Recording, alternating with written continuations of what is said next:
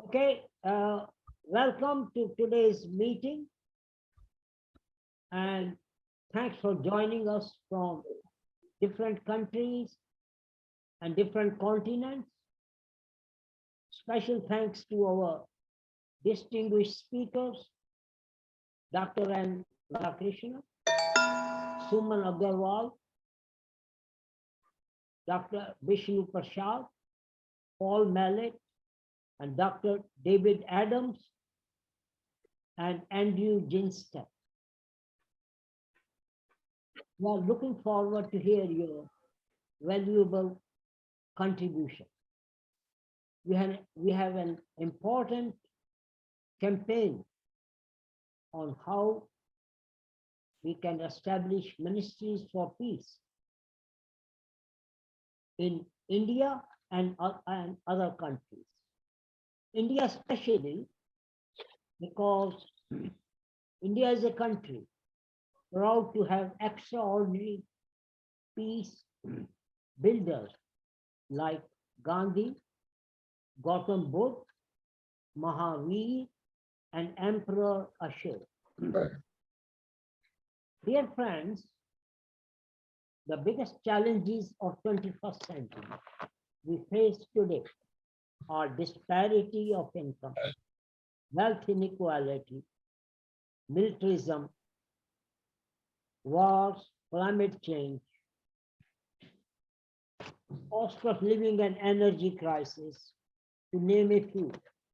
And another big problem is that countries routinely in USA, UK, China, Russia, and India allocate huge amount of money and resources to military and military hardware. Currently, USA is spending 870 billion and India is spending over 80 billion. Just imagine what else can be done with that kind of money. And the other problem is today's innovation and technology and others are all geared or targeted at the top 10% who have got the money, rich and middle class. So there are not many solutions for the bottom billion who live in poverty. So there are not many solutions to tackle poverty, inequality, and income disparity, as our best minds are taken up by the military to research and produce new high-tech weapons for the 21st century. Future wars. We in this present time need to come up with new and better models and solutions which cater for the needs of the bottom billions of society who presently live below the poverty line without respect, dignity, and value to their life. So what we need is no bureaucratic nonsense, but solution. Dear friends, the reality of war is mental and physical trauma and pointless butchery of people and their suffering. The warmongers portray the war as a nationalistic propaganda of patriotism, hero worship, and glorification of soldiers, a romanticized public image of military service. Dear friends, to prevent destruction of our civilization, we need real and viable and effective mechanism in the form of ministries, departments for peace, which can dismantle militarism and work towards abolishing permanent war. It stands to reason that resources devoted to war cannot be used to realize the vision we see. Military drains the energies of society. Wars ruin There is always a better way. Trillions wasted on military spending can be used to build a sustainable peace economy, which will provide a good standard of living for all and works for peace on earth. Our task, dear friends, is to establish a society based on the needs of the entire planet and, and the people who are living in it. A society that is just and sustainable, and one that is not characterized by major outbreaks of violence and war. That is what we mean by cultural change, a non-violent and peaceful society. What we would greatly strengthen our endeavor is a dedicated department for peace. The case for the establishment of governmental peace institution is overwhelming. The private sector and public sector from form a mutually virtuous circle, and it is very difficult for one to exist without the other. Establishing such a circle in the cause of peace is crucial. It would legitimize and strengthen and embolden us together the human, financial, and creative resources we need to forestall conflict at home and abroad. Dear friends, Department for Peace will create positive peace. The attitudes, the institutions, and structures that create and sustain peaceful societies. It turns out that much like the trend of rich getting richer and the poor getting poorer, the most peaceful countries are getting more peaceful, whereas the least peaceful countries are further declining on the scale. The least peaceful society need to be educated and trained on the practicality of nations resolving conflicts without resorting to violence and war.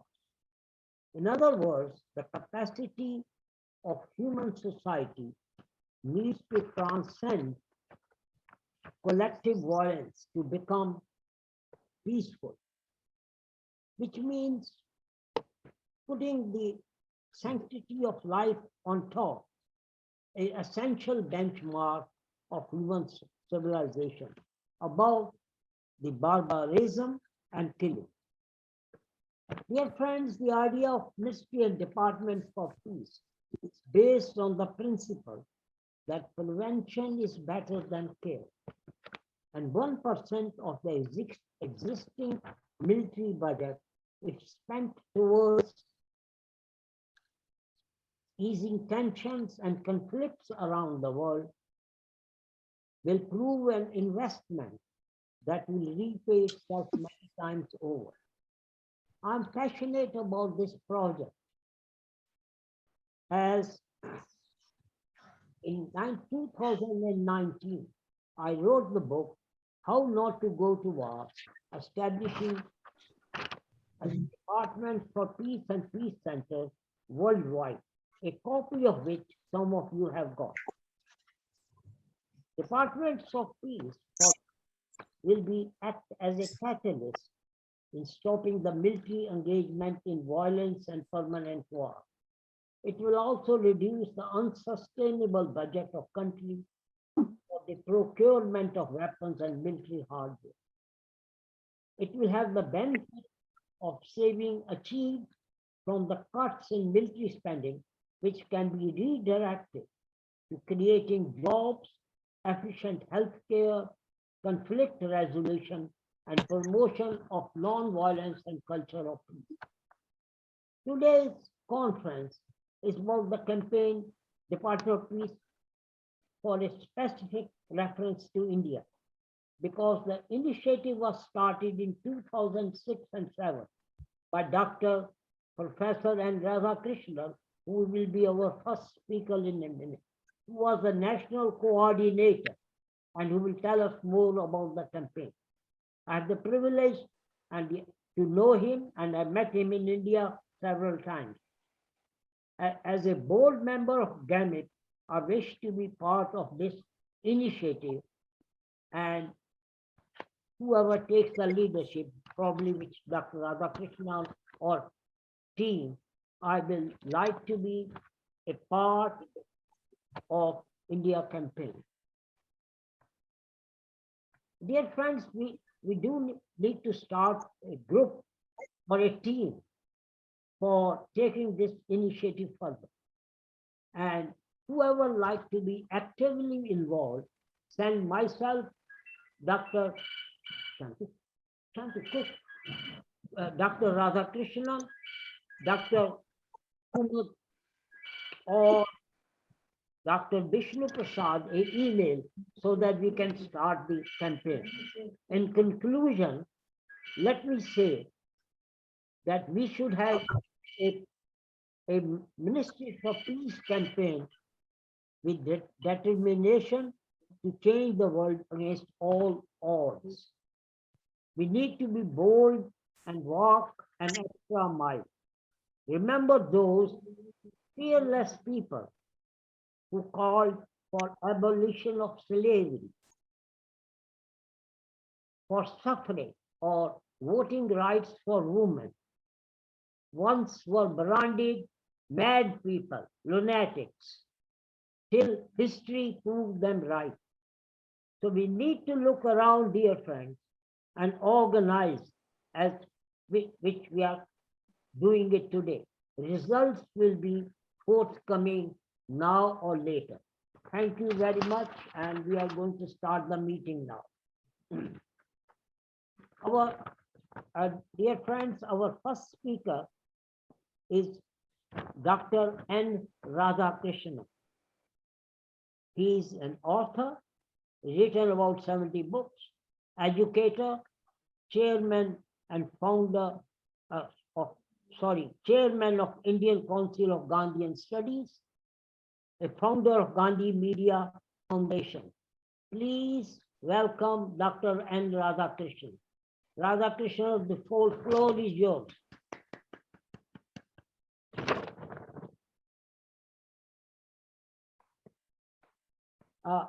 You are mute. Radhakrishnan, you are mute. You are mute. We can't hear you. Please unmute.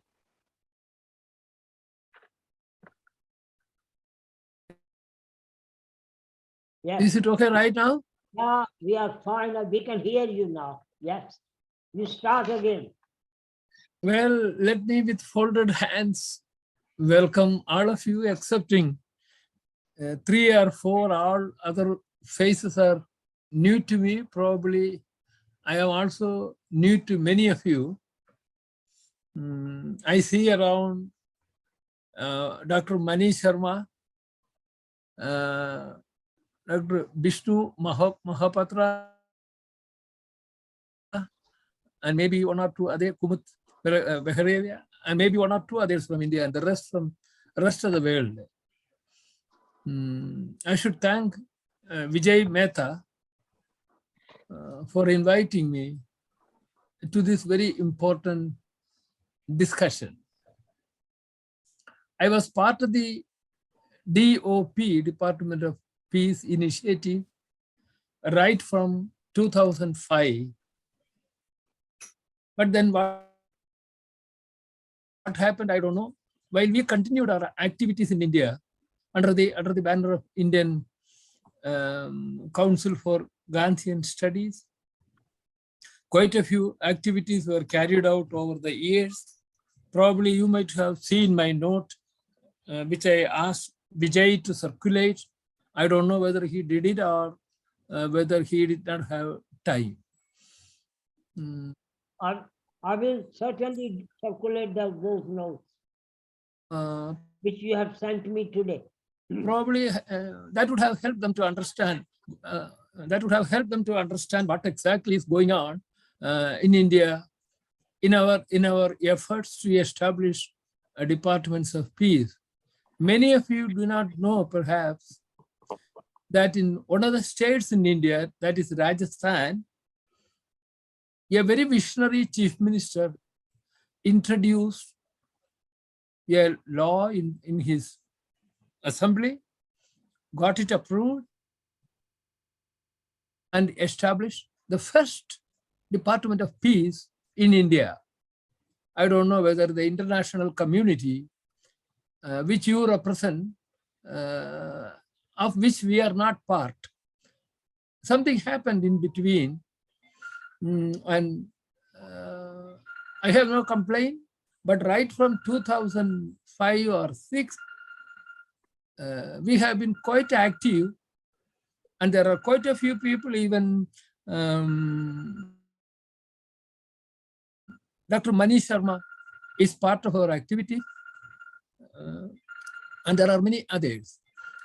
So I don't want to make any long speech excepting welcoming you, commending on your work, congratulating you on your initiative, and hoping that this initiative will become really a global initiative of not half a dozen people around the world, but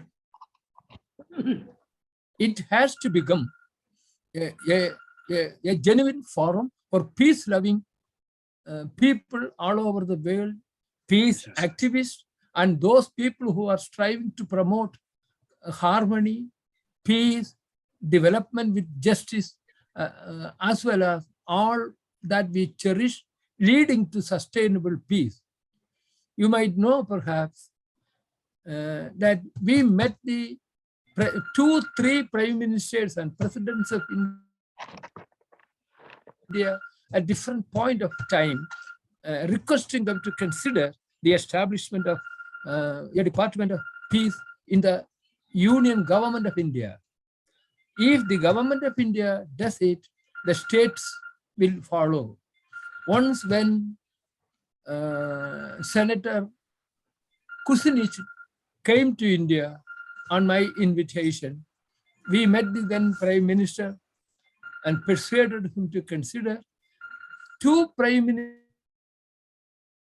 ministers had agreed to consider very favorably a proposal from us for the establishment of peace in the Government of India. But then, you know, the biting quality of the bureaucracy everywhere, that bureaucracy which never allows things to happen, and some politicians who see foreign hands everywhere whenever a new initiative towards peace is even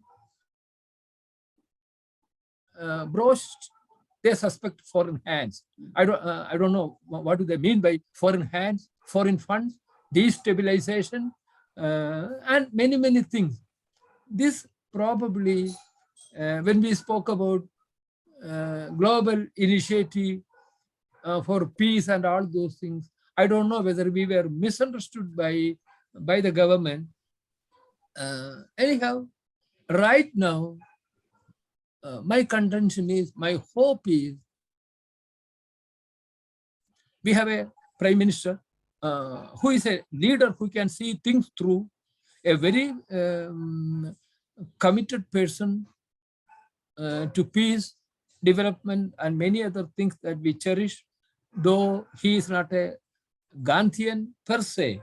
Yes, he has a mind for new ideas.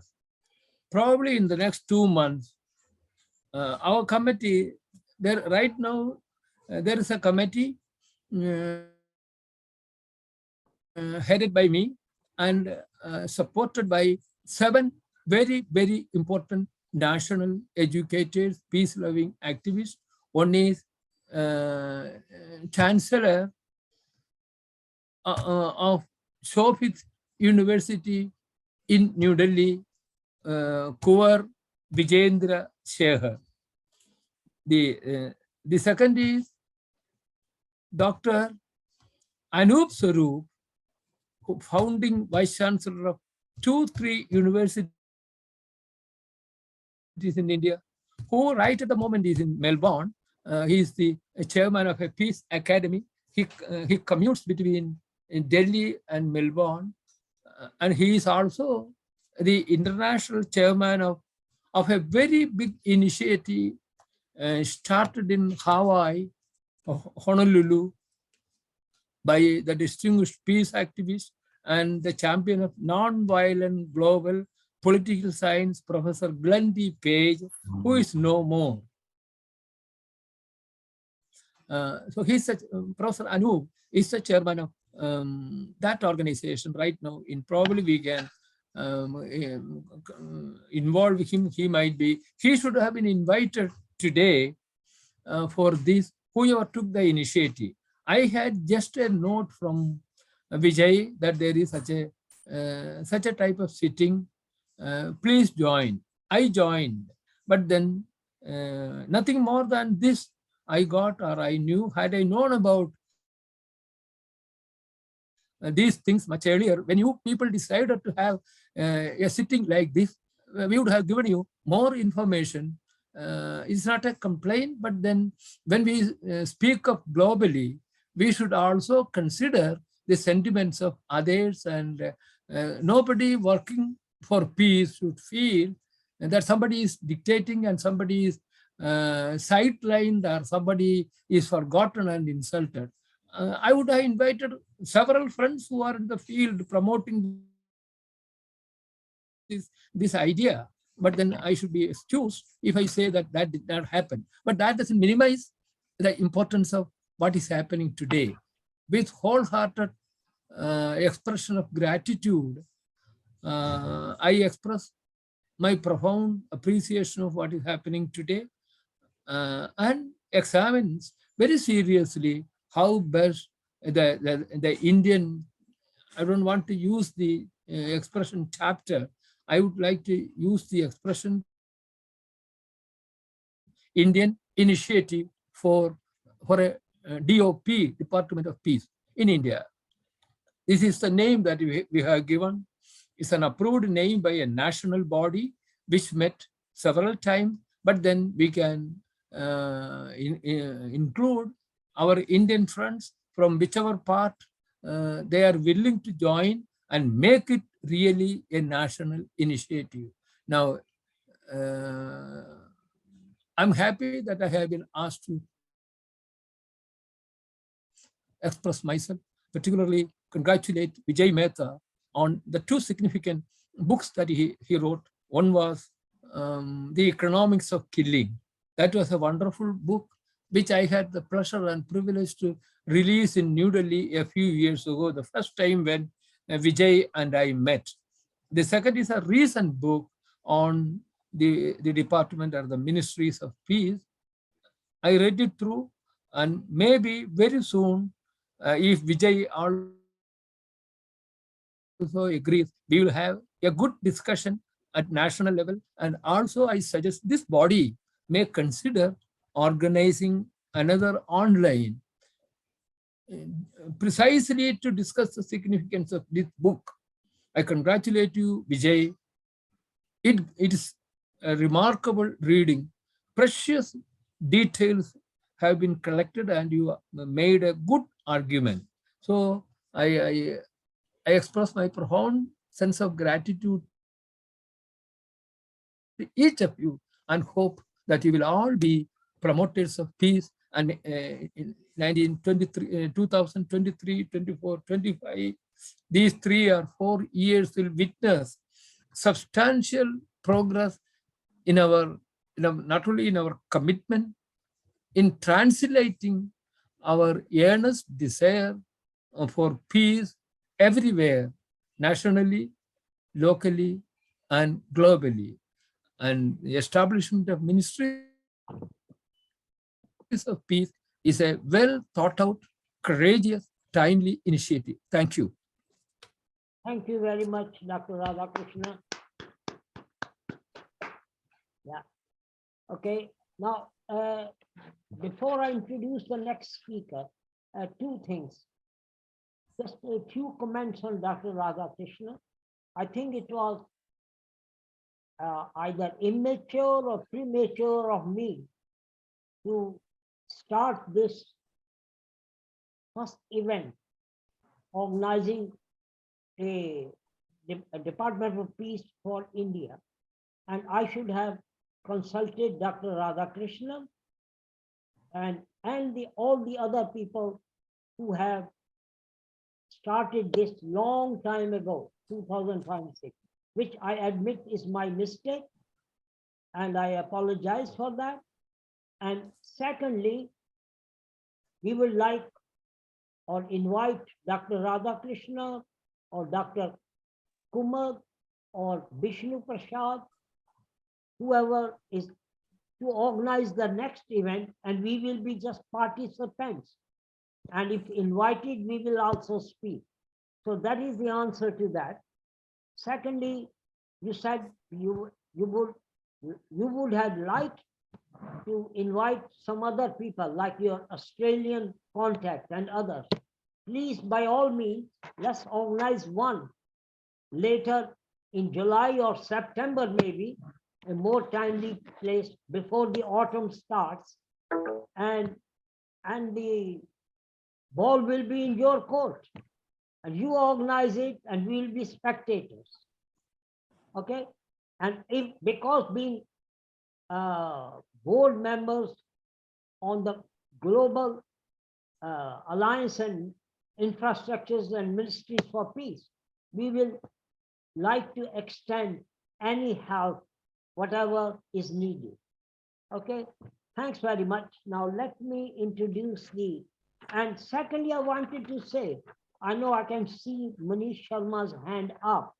There will be plenty of at least 1 hour after all the speakers have spoken.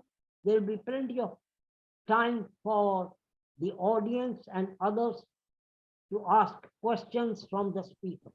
So let me introduce the second speaker, which is Dr. Kumud Aggrawal, founder and president of Shanti Sahyog Center for Nonviolence, a Gandhian NGO, and a former professor of Delhi University. Please, ladies and gentlemen, welcome Dr. Kumud Aggrawal. The floor is yours, Kumud. Are you here? I can't see Kumud here. No. Okay, she might be late or whatever.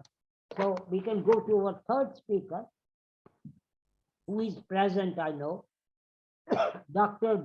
Bishnu Prasad, who is assistant professor of MIT World Peace University, Pune. And if you like, as I don't know a lot about you, you can also introduce yourself and then start your contribution. So, Vishnu Prasad Mohapatra, the floor is yours, and welcome. Welcome to start your contribution.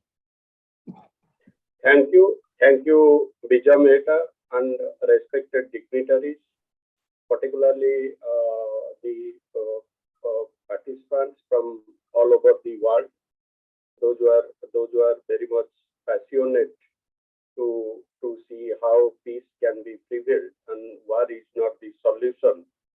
And I am new to this forum, though I have around 20 years of experience in teaching and research. And after I did my PhD, I joined in MIT World Peace University, which is located in city of Pune in India. And before joining this, I was very much connected with Professor Andreu Ginestet, who often we discussed and debated how, and particularly his initiatives of how the peace can be a solution to all these global tensions, global conflicts, and through peace initiatives, how it can be and how peace can be an effective tool. So all these things many times I have discussed with Professor Andreu Ginestet, and I am quite whatever I gain as far as my knowledge and my information is concerned. most of the things I have gone through Professor Andreu Ginestet. Then since this, as far as this particular forum is concerned, this GAMIP and India chapter. So today morning I had discussion with Dr. N. Radhakrishnan, particularly.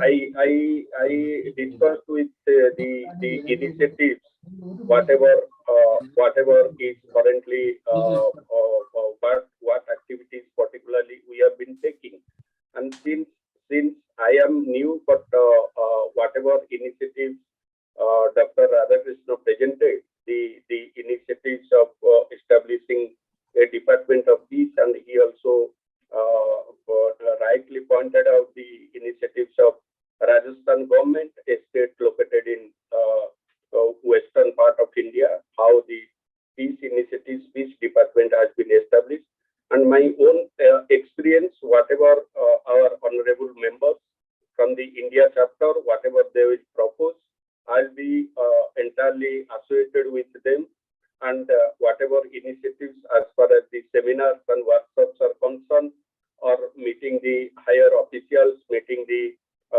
government of India people, whatever Radhakrishnan told, it is already proposed for the Department of Peace, and many initiatives have already taken up, and whatever remaining, whatever we need, and I'll be very much a part of the process. And as far as the MIT World Peace University is concerned, we have a peace course, because the university itself is known as the World Peace University. We have a Dalai Lama chair, and we are very much connected with the His High Holiness Dalai Lama, and he often visited. And UNESCO chair also, we are very much connected with UNESCO Peace chair. So all these initiatives, we are at our university, which mostly part of the teaching and research. But as far as this department and establishing a Department of Peace is concerned, I personally feel this is a new experience for me, and as well as for the university. Though at the university level, we never talked about the essence of a Department of the Peace.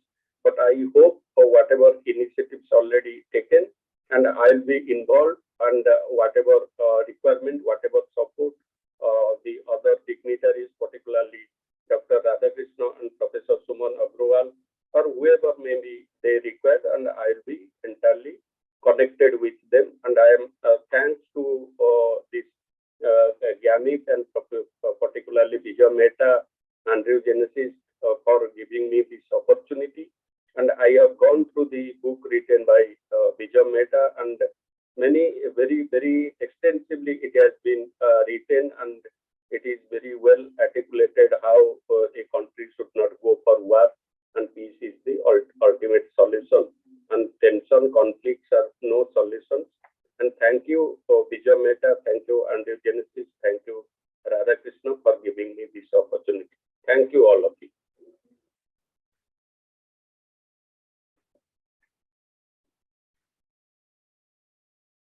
Hello? Hello?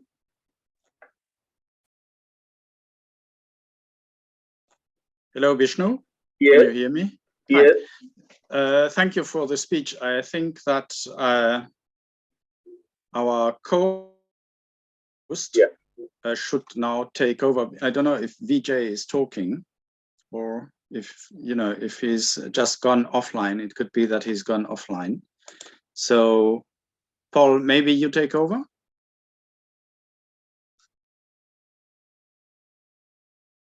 You're muted. Yeah, I can take over. I would have to find the email that shows who the next speaker is. Just 1 second. I have the mail, so I can tell you the next speaker is after Bishnu Prasad. It's supposed to be you, Paul. Yeah. Oh, okay. Well, that's timely. Okay. Timely, right. I can. I'm back. Okay. Now I just, because I was on mute, I didn't realize. So I just thank Vishnu Mohapatra for his excellent contribution and also his offer of joining of GAMIP India, and is heartily accepted. So we'll go to our next speaker, which is Paul Maillet. He's professional and is from Center for Ethics and Peace Services and is a GAMIP board member and works very closely with Evelyn and Gordon Redwick, who are also attending today's conference. Paul, the floor is yours. Please welcome Paul. Thank you very much, everybody. And it's a pleasure to see old friends and to hopefully make new friends. What I will talk about today is, and I think what I've been asked to talk about today, is to go in to represent GAMIP, the international board at one level, and to talk about the practicalities of forming departments of peace. I do realize that if we put India in the center, an India chapter that's associated with GAMIP, for example, there are many things that can be done. We're here today because we share something, and what that something is can be articulated in terms of UN Resolution 53-243, which speaks to a culture of peace.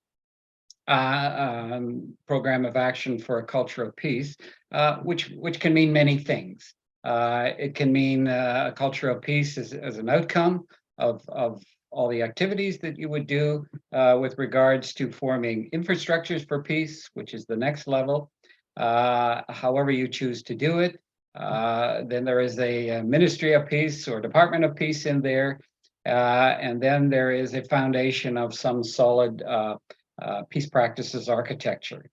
I do note that India seems to be in the fortunate position that they have already passed a law with regards to a Department of Peace. And that in counterpoint to another project we're working on with regards to Colombia, we are in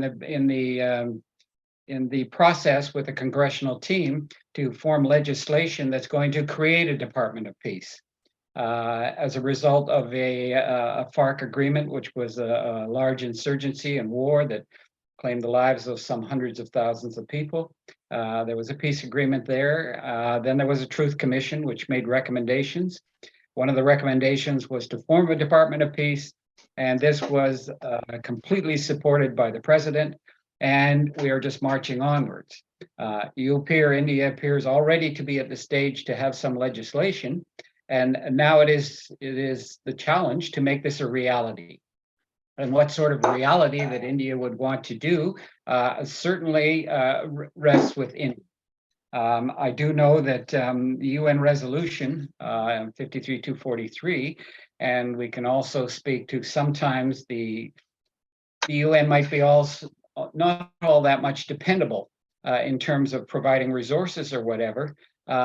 But I think that's not the point. The UN will provide the legitimate basis and justification for such a department that represents the voice of the global community in terms of this resolution, which was passed in 1999. And they do have a high-level forum every year, which speaks to how are we doing. And some places we're doing well, and some places not so well. But in order to look at that and not okay, I just saw a chat thing stating that there hasn't been a law passed. I understand. So you may be back at that. I took that inference from one of the previous speakers that said there was a law passed, which got to the 2006-2007 start point. So if you are back at the legislative point, then that is something. In Colombia, we are looking at drafting such legislation. And with regards to Evelyn and Gordon, have done an extensive research on examples and things that have happened in the global community over many decades, and the successes and the failures. I think basically one can look at this from a very wide perspective using what's called the kind of loosely termed the Aga Khan model, which is basically a three-step model. I mean, what we have to do at the first level is to make sure that the need is solid and sustainable, that it will be sustainable in the future. The hope about that is to avoid what's called a single issue trap. In other words, in Nepal or some areas, they may form a Department of Peace to deal with an issue. The Maoist insurgency, for example, in Nepal, and they will fund the department, and it'll have reparations in there and land solutions and reconciliation and truth. And once that has run its course, the department gets defunded. In order to avoid that kind of trap, you have to look at satisfying a fairly broad need that's going to be sustainable. A need with regards to perhaps peace education, a strong architecture that reaches all the way down to the community level. It has to be in some way invested in the governance system at the political level. And it has to be in counterpoint sometimes with other very, very powerful departments that are out there. For example, the military. I mean, we're going to have a Department of Peace, and to threaten the Department of National Defense in the evolution of a Department of Peace may result in certain conflicts for funding or whatever that might be counterproductive. So there has to be some way that this is going to fit in there that is going to be, in a sense, distributive. In other words, the Department of Peace is not going to be the place where everybody will turn when they need peace. What the Department of Peace could do is there are many other functions, as in the Colombia case, where by law, some of these peace practices, peace issues and whatnot are served by other departments. And that to respect that and to coordinate that kind of activity and find a place, for example, with the Department of National Defense, where neither threatens each other. And the argument that one can have in that is that, certainly there is the laws of armed conflict. Everyone here, I'm sure certain is familiar with them.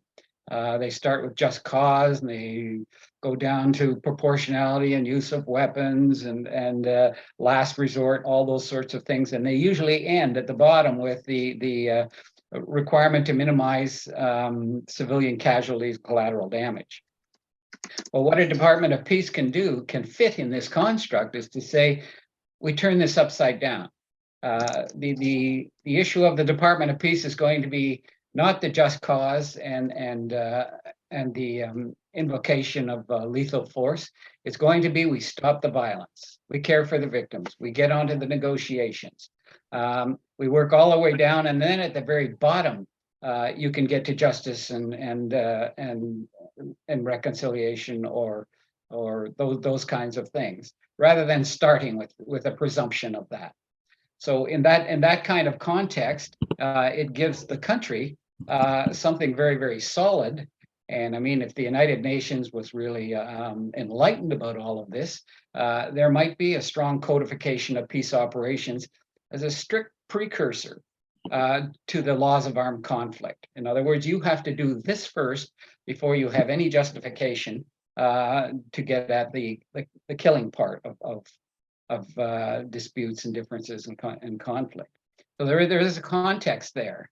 And I think in the view of India, it's going to look at itself and see what it can do internally, but it also has some sort of obligation in the global community to look at what can be done in that regard.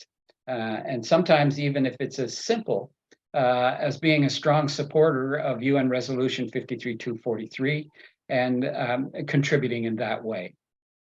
So the Aga Khan model first talks about the need. It's only a three-step thing. Then the next step is going to be, what can I do for myself? What should we do for ourselves in India? And all of the resources that you have and the goodwill that peace movements may have, can be leveraged for certain. And then the last step of the model is simply, what help do we need from others? What help do we need from other countries in terms of either resources or United Nations interventions or whatever? And there is some place where GAMIP stands. We stand ready to do something to help you out, to look at, sit with you as you develop a chapter, for example, that might look upwards in terms of political legislation, government, MOP type stuff, but it will also look downwards in terms of communities and citizens, NGOs. And then on either side of the coin, on the line there, is you have GAMIP resources on one side, and you have the UN justification and support and whatever resources they're willing to provide. So the idea of providing education, developing your own peace architecture, getting it into the governance system, some sort of national development plan, action plan for peace, events, activities, and a certain advocacy that you do. So what I'd like to share is, just for a quick moment, an architecture. So the basic at the global level, the architecture could look something like this. The culture of peace, the UN resolution, the infrastructures, the ministries of peace, and then some sort of architecture. Oops, let's see. How do I at the Citizen for Peace level, and we have this course where we are going through each one of these, and we're teaching. We're at about level 7 and teaching it to people in Nigeria, for example. And it starts with the Citizen for Peace. And what it leverages is the fact that one must have peace within, strengthening the self, before you can hope for peace between, which is engaging others. So basic theory, some codes of conduct, some sort of purpose and meaning, well-being, some kind of inner practice, some sort of resiliency in facing trauma. So to have some sort of place to start in which one doesn't have a high risk of being traumatized, I guess. Then engaging others, we talk about human rights, nonviolent, peace-centered communication, decision-making, facing wrongdoing, conflict resolution, and various risk management areas, which include gender equality, racism, extremism, those kinds of things. Then at the peace practitioner level, this is at the community level, what can be done? Building tables or centers for peace, various little action plans. There's the communities of compassion construct. And then in the outreach side, one starts with the education, mentoring, ethics awareness, conflict resolution, social action, nonviolent activism, that sort of thing. And then finally, at the peace professional level, maybe this is at the national level. So you've got the individual level, the community level, and the national infrastructure level, which is an advanced thing, and getting involved in ministries of peace, national action plans, political and legislative frameworks, and training peace professionals, trainers, practitioners, education, advising the government, monitoring services, national ethics, disclosure, reprisal protection programs, etc., and support for international and domestic peace operations. So those are the three main areas in which one can use as a foundation and hopefully provide some sustainability in a sense. So we go a little bit further. What can GAMIP offer? And we can offer certainly national outreach charters that speak to all of this, your supporting function, your developing local chapters, education events that you can actually do. And we have little development planning frameworks that speak to governance, working groups, workshops, peace theory and practices, training trainers, for example, outreach planning, various services programs that you can do, MOP building activity, and what kind of GAMIP association, whatever association that you would really like. So the question is that you have to ask yourself is, all of these MOPs or infrastructures of peace in all countries are going to be different. They're going to be different because of your culture, and the biggest thing they're going to be different is because your needs are going to be different. You don't have a FARC revolution to try to deal with, or a Maoist uprising or something, but you may have something different. And to try to maintain the kind of focus that's going to build the country and build the peace practices and peace strength within the country that's going to deal with many of the other issues: gender equality, extremism, racism, religious conflict, those kinds of things on a continuous basis. So what I would like to do is leave this at this point, and if anybody has any questions or like to pursue anything, what we have is freely given, and hopefully we can make a contribution. So thank you kindly, everybody. Thanks very much, Paul Maillet. Very enlightening. We do need nationalism if we are serious and want to achieve peace. So thank you very much. Our next speaker is Dr. David Adams, who is a former coordinator of Culture of Peace UNESCO. And he's speaking, he will be our next speaker, and he will tell you, because it was at one time, it was one of the biggest campaigns I'm aware of, with hundreds of thousands of signatures. So, Dr. David Adams, the floor is yours, and you are welcome to give your contribution. Thank you very much. Do you hear me okay? Yes, we do. Very good. Thank you for inviting me. Of course, I cannot give you an analysis of the importance and methods for internal in India, but I can address the external issues as I see them in the Culture of Peace News Network. I have several points in that regard. First is India can continue to oppose the new arms race to send arms to the Ukraine. There is an analysis on CPNN of the remarks at the opening of the UN General Assembly last September, which we published in CPNN, and I will quote from that. Responding to Western pressure on the global South to actively support the war effort in Ukraine, the Foreign Minister of India, Subramaniam Jaishankar, I'm not saying the name right, claimed the moral high ground and championed peaceful diplomacy. And this is his remarks. As the Ukraine conflict continues to rage, we are often asked, whose side are we on? And our answer each time is straight and honest: India is on the side of peace and will remain firmly there. We are on the side that respects the UN Charter and its founding principles. We are on the side that calls for dialogue and diplomacy as the only way out. We are on the side of those struggling to make ends meet, even as they stare at escalating costs of food, fuel, and fertilizer. It is therefore in our collective interest to work constructively, both in the United Nations and outside, to find an early resolution to the conflict. So already, India is playing a good role on the international level. In the article that we cited, there were 66 nations that spoke in the General Assembly for peace in the Ukraine and not for continuing to arm and pursue the war. These included not only India, but also China, Indonesia, Bangladesh, Brazil, and Mexico.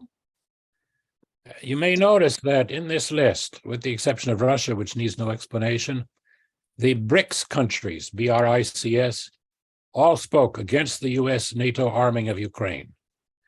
We mentioned Brazil, India, and China above, and the remarks by South Africa were on the same lines. Although the BRICS countries have their own military budgets and military industries, at least they are not lined up, either economically or militarily, with the United States and NATO, who are creating the greatest danger of a World War III. Second, with regard to Pakistan, Pakistan did not speak at the opening of the UN on this question. At that time, they were selling arms to the Ukraine. However, since then, Foreign Minister Bilawai Bhutto Zardari went for talks in Moscow on January 30th, 2023. So I believe there is a possibility that they will no longer support the war. I mentioned Pakistan because the relations between India and Pakistan are especially important, since they both have nuclear weapons aimed at each other. A major contribution of the peace movement in India would be to reach out to those in Pakistan who are ready to work for mutual nuclear disarmament. Finally, we must continue to work for peace at the level of the state, as you will be doing in India. But in the long run, it is only the people themselves at a local and individual level that can enable the transition from a culture of war to the culture of peace. On the world stage, India can continue to remind us of the wisdom of Mahatma Gandhi, how we can all, by our different ways, climb the peak of world peace. The development of a peace movement in India can contribute to the continued growth of a global movement for a culture of peace, which we document on a daily basis at the Culture of Peace News Network. The growth of this movement is slow but steady. For example, the International Day of Peace this last year was celebrated in over 846 events in 91 countries, according to our survey. This included 17 events in India. Finally, I wish you all the best in your important work to establish GAMIP India. And at CPNN, the Culture of Peace News Network, we will follow your progress with great interest. Thank you for your attention. Okay, thank you. Thank you, David Adams. Thank you for your wisdom. And now we've got two more speakers. Okay, it's great. We have joined with Dr. Kumud Aggrawal, but we have got one more speaker, Kumud, before we give you the floor, and that is Andreu Ginestet. Andreu is an author, sculptor, founder of Koba Institute in Wuppertal, Germany, and many other things he does. He will tell himself. So, Andreu, the floor is yours. Please welcome Andreu Ginestet. Andreu. Yes. Hello, thank you. We are sharing offices, so I'm running out as to free the office and have only one voice speaking. Thank you very much for the introduction, Vijay. And I would like to let you know that I've been in contact with Bishnu Prasad for a long while to talk about his interests on peace. I'm very happy he managed to enter our meeting today and to discuss and to take the floor for his own presentation. And then I would like to thank you very much, David, for your words regarding the international connection regarding India. For you to know, I'm talking in terms of a silent diplomat in the background with Indian people since 2 days before the war, and helping exactly in the terms that you presented. So I very much agree with what you stated, and I hope there is more people among us doing the same work. This war cannot be won, neither by the Russian side, nor by the Ukrainian NATO side. It cannot be won in any way, because it's a war that destroys people and that kills people, and mainly it affects citizens. And it doesn't affect citizens just in terms of the present generation. It affects all citizens in terms of our generation, the generation following us, and the next generations. And this is something we have to stop, because we need cooperation on planet Earth to face other urgent challenges that we have. We've been talking about it now for years. And I myself, as a silent diplomat, have been talking within NATO and within the structures of power at that very highest top, with the highest level people, with the defense ministers of all NATO member states for more than a decade. An interesting thing to me is that they have been discussing, for example, issues like disarmament. and that they've been discussing issues like the conversion of the armament industries. And you know what? The most interesting aspect about it is that, for example, then they invite the CEOs of these armament industries, and the CEOs of these armament industries then make the following statement. They then say, well, you know, we have a civil goods production, and you know what is best? Our civil goods production is better even than the armaments production. So they're already doing conversion. They're already making money out of civil goods. And the money they make in civil goods is better and higher than the money they make in armament. And my question is, so what is this war about? If they're anyway on the track, every politician is discussing it in NATO, within the NATO highest, conversations, highest conferences they have, and they've been doing so for the last 10 years. What is this war about? They're just fooling us in some way. So I think we do well doing this joint effort, which we do, which is to put, the forces of peace on the street, on the ground. And this is why I'm spending much more time now outside these circles, outside Brussels, outside the security defense agenda, outside Friends of Europe, which is the main think tank of the Brussels European Union. And this is why I'm discussing all these issues with you. And now I would like to tell you that few members of our Spanish group, Yolanda Vandrés, Marcello Scotti, are participating in our meeting today. So I would like to welcome them and say, hola, hola, compañeros. Gracias por estar aquí. And that I'm working also on a German faction. So for you to know, we are working on opening a German chapter that is going to be consistent. And I wish to explain to you how consistent it's going to be, because I'm a very practical person. So as I was tired, for example, to be within the NATO conferences completely alone, because, for example, David, just for you to know, if there was one member of SIPRI in the room, the Swedish International Peace Research Institute, okay? You must imagine that this man would then, for example, criticize and attack the CEO of McDonnell Douglas. And you know what happens next, David? Do you have the slightest idea? Okay, I will tell you. Security gets up.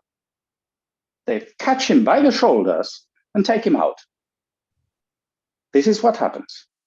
And then there is one single silent diplomat in the room left.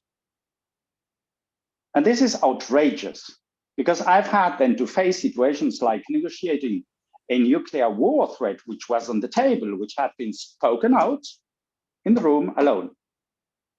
And this is why I've been publishing lately a document about McNamara, the US Defense Secretary, because Robert McNamara, has witnessed similar situations 3 times in 7 years when he was defense of, the Secretary of Defense in the United States. And the first one he describes pretty well. The first one was with Kennedy in the Cuban Missile Crisis. And there, you must imagine, also a single silent diplomat was in the room. And that single silent diplomat managed to make peace last and managed to divert the crisis. And it was only in 1992 that McNamara learned how dangerous the situation had been, because he had a personal conversation with Castro. And in that personal conversation came out that Cuba had 162 nuclear warheads ready to be sent over to the United States, and that this did not happen because that one silent diplomat said the right things in the right moment towards Kennedy. Because if it had been down to General Lemay wanted to wipe them out. And I've gone through these situations. And really, it's very important that we pull together. I'm very happy to see you all here, that we are all together in this, because I am really tired of seeing that situation repeating itself. And I will go now to the practical issues in Germany so that you know how this is growing and growing. Well, first of all, after our meeting here, I have a next meeting, a presential meeting, where I'm meeting the peace working group in the city of Wuppertal. It's the Wuppertaler Friedensforum and the Peace Forum in Wuppertal, you know, and I will talk and we will see how much I can convince them to enter, for example, the work we do for GAMIP. Then for you to know, a group of German artists not only has taken the cause now seriously, but they're putting even money down, and they've rented a space to make a first laboratory of peace within the city of Wuppertal, where we are inviting high standard German politicians to talk with them about peace. And the first meeting is already set. You know, this is going really fast. It's like whoosh, it's moving in. So the first meeting is set on the 24th of March. We will have a discussion with one of the German politicians in power in the Bundestag in Berlin. His name is Helge Lind, and Helge Lind is a member of the German parliament for the SPD, so the socialists, which are right now sending the Leopard 2 Panzer to Ukraine and giving in after all the pledges made by Poland and other countries. So we will be discussing with him the terms of peace and what we imagine, and we will repeat then discussions we already had, for example, with the Christian Democrat, so the CDU, Minister of Interior, Thomas de Maizière, which, you know, these conversations I had alone in 2015. And yes, he was very careful and allowed me to do little steps, and some of them progressed. And this is where we're standing. So we are just, you know, talking to all the political parties, and this peace laboratory set up by this group of artists is going to really work as a melting pot, a meeting point. This is the second issue. For you to know, a peace specialist, which is the Schriftführer or the president, let's say, the representative of the Essener Friedensforum, so the Peace Forum of the city of Essen, is engaging with me in Germany in the group of silent diplomacy. And he managed to gather, and Paul, this will be interesting for you especially, he managed to gather Graf, then it is, what is it? Hans Christoph von Sponeck. Hans Christoph von Sponeck was the Vice Secretary General of the UN under Kofi Annan. And I don't know if you remember him, because he left the UN in a scandal. He left the UN furious because the UN had made the sanctions resolution against Iraq, and he was presenting that, or he was feeling that the sanctions against Iraq were going to cause a major catastrophe. And then he didn't see at all, you know, the weapons of mass destruction, which were supposed to be in Iraq, to be real. And this is because he was German, and he was in contact with German officers whom I know personally, German military officers who were weapons inspectors in the Iraq war, and who perfectly reported to the OSCE and reported to the German government, stating and telling that there were absolutely no weapons of mass destruction in Iraq. Okay, so Hans Christoph von Sponeck, Freiherr Graf Hans Christoph von Sponeck, Bernhard Trautwetter, then the director of Pax Christi in the city of Essen is also going to join this group of silent diplomats in Germany, which implies that we have a small group of 4 people in Spain and a small group of, at the moment, 3 people in Germany. And they pretend also to gather another German person. who will join them. So we will have 8 people doing the silent diplomacy together, yeah, which implies that we're not only talking to politicians.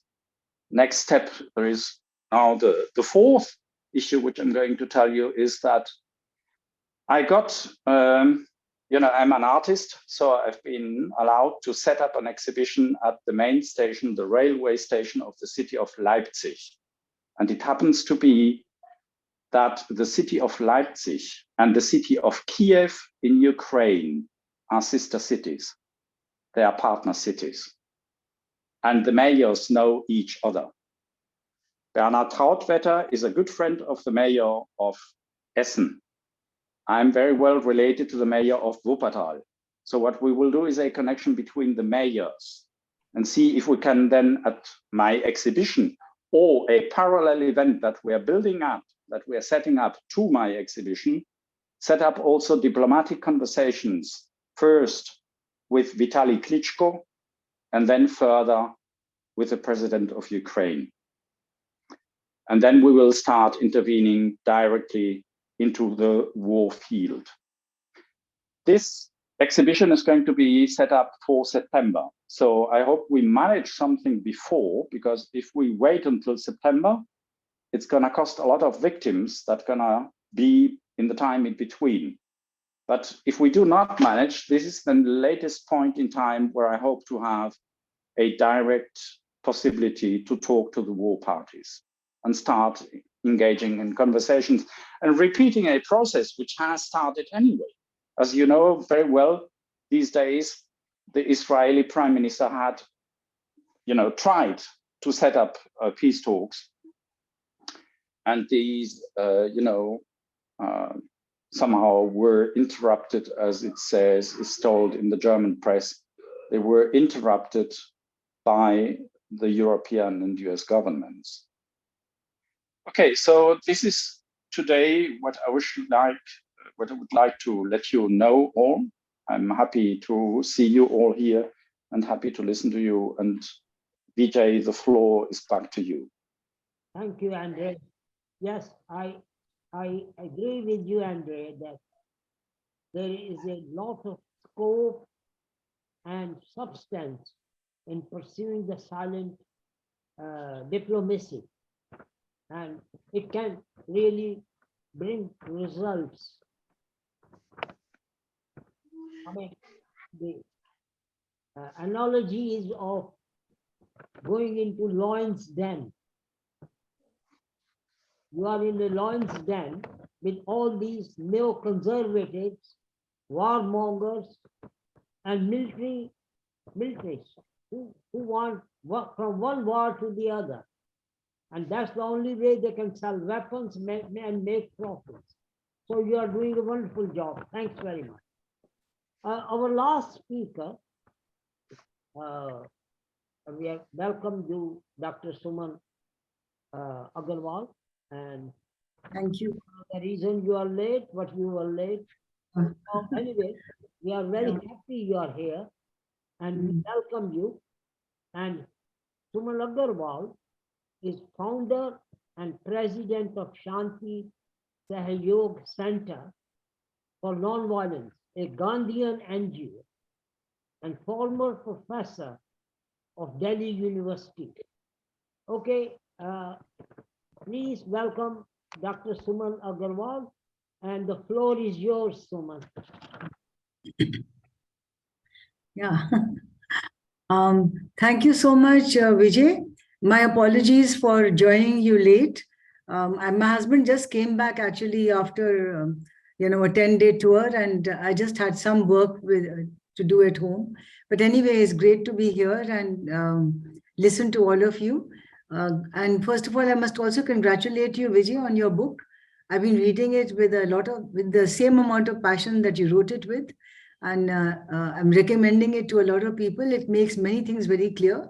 How to end war. So having said that, well, as Vijay said, I run a Gandhian NGO, and we have a Center for Nonviolence, which is very much in tune with GAMIP goals. We're just adding to that we have launched an international initiative. I want to share that with you in the small time that I have with you. This international initiative is, as we see it, the need is that to politically legitimize non-violent conflict resolution. As a Gandhian scholar, I've done a lot of study on this. Right now, the adults living in democracies, we have politically legitimized violence as a means of conflict resolution, and we are very passionate about this. We spend only $3.5 million per minute teaching how to go to war. We do not even spend $1 a minute teaching how not to go to war or how to use non-violence to resolve conflict. So what the need of the hour is, the political legitimization. I think that's what we want, the ministries of peace. We want to get into politics. We want to go where we can make a difference. So very briefly, what do we want to do in this initiative? How do we go about it? Well, we have 4 demands from all the governments all over the world, democracies. Number 1 is in tune with GAMIP, that without abandoning the present military defense, a non-violent defense be instituted in every country in the world. This simply means that right now we have, as you all know, we have war ministries. The ministries of defense are really military ministries. Well, we keep them, but every country starts, as we all want, a ministry of peace. But we do not want to call it a ministry of peace. We would like to call it a ministry of non-violence. And I'll tell you why. Peace is a very loaded word. Your approach to peace, your approach may be that you need nuclear weapons to keep the peace, deterrence. So if you need nuclear weapons to keep the peace, you build a different world. But if your approach to peace is that to kill is wrong, why kill? Then you build a different world. So that's why a ministry of non-violence, we prefer, well, it's open to debate, but why not have a ministry of non-violence? And it'll be a separate ministry. Now, at the grassroots level, what does it, so this ministry, a separate ministry, and then at the grassroots level, you have, like you have West Point in the States, you have military training colleges in every country. In India also, we have, as Dr. Radhakrishnan ji knows, we have NDA, we have IMA. So the Indian Military Academy, where we train how to go to war. Well, alongside every military academy, every government starts a non-violence training academy. And here I would like to say, I'm only a Gandhian scholar, an expert on Gandhi, but there are non-violent defense experts who have been working with this concept of non-violent defense for the past quarter of a century. Most of them are friends of mine. I've lectured extensively all over the world. Robert Burrows in Australia has written a book also, The Strategy of Nonviolent Defense. We have Gene Sharp, who passed away recently. I'm sure all of you know of him. He was the director of the Albert Einstein Institution at Harvard for Program for Nonviolent Sanctions. And the list goes on and on. So there is actually a blueprint of nonviolent defense. It's not something airy-fairy. It's a concrete reality. Very briefly, there are 198 nonviolent tactics which have to be learned. Number 2, the history of nonviolence. There are at least 24 cases in history where nonviolence has been a success. In India, I am trying to get these 24 cases in history into history books. I'm writing to the National Council of Educational Research and Training, and they keep saying, well, this is a very good idea, but they don't do it. This is a fact. Why can't our young students also learn that non-violence succeeds? So, and then, so very briefly, so this is that a ministry of non-violence and then a non-violence training academy where you actually learn how not to go to war. You have to learn. The third demand is the legal democratic option to be trained in non-violent defense rather than the present military system. So when you want to go and join the defense of your country, in India at least, a lot of young people join for their bread and butter. They want a job, they want food on the table, and so they join the military.